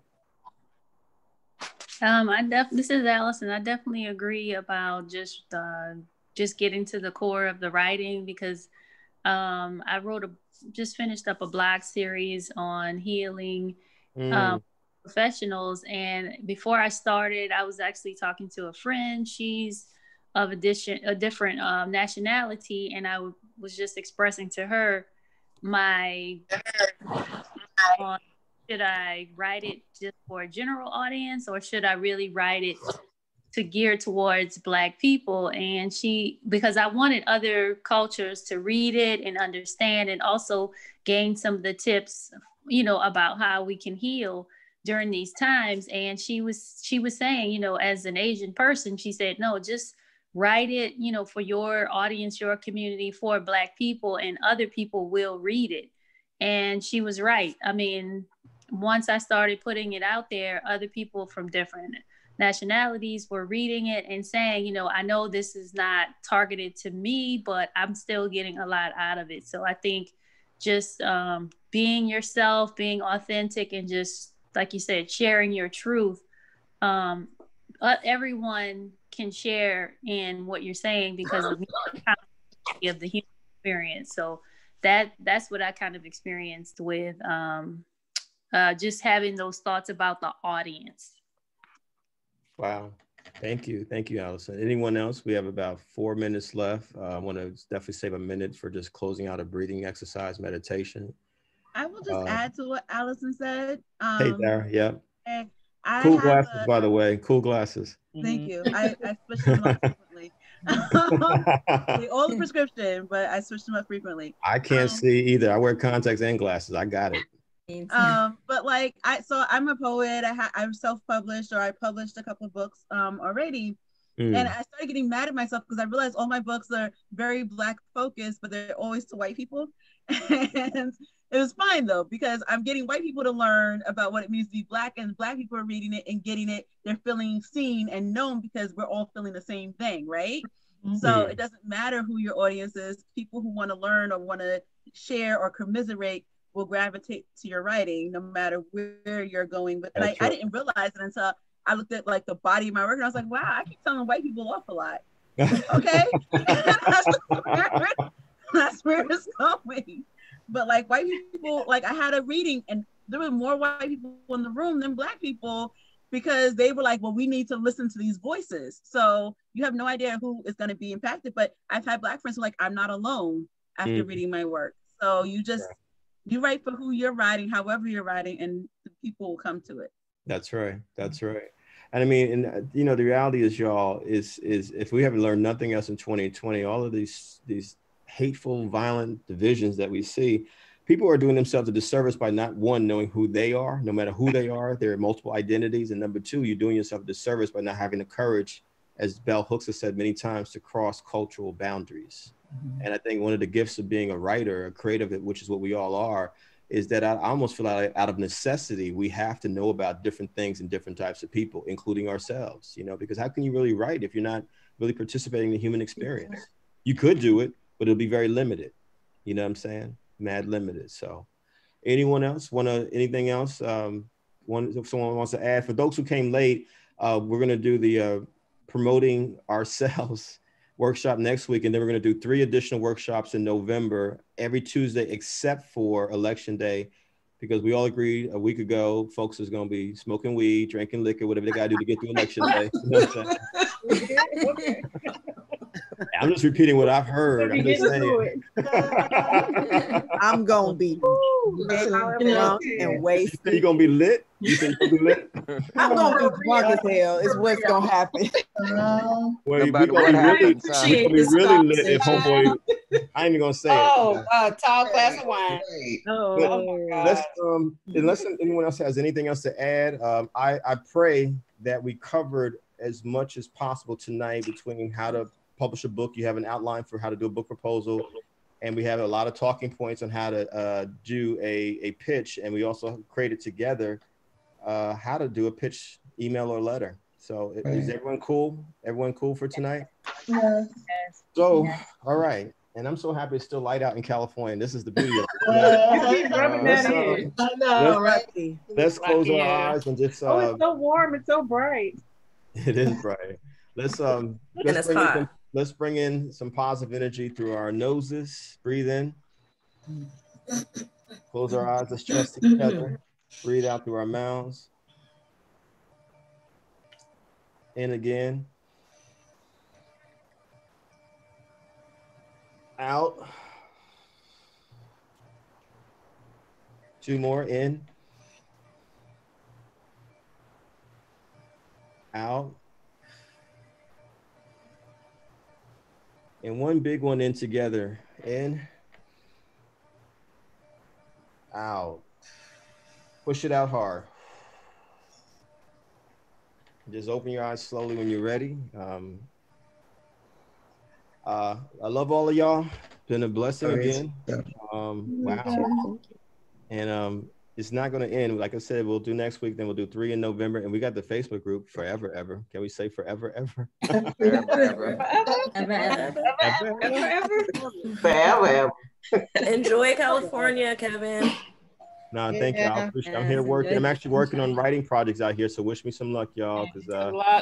Sending great vibes, positive vibes. Thank y'all. It's yours. And Kevin.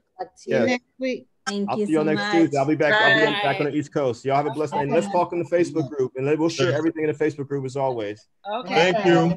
All right, y'all. Peace, y'all. Good night. Good night, y'all. Good night, everybody.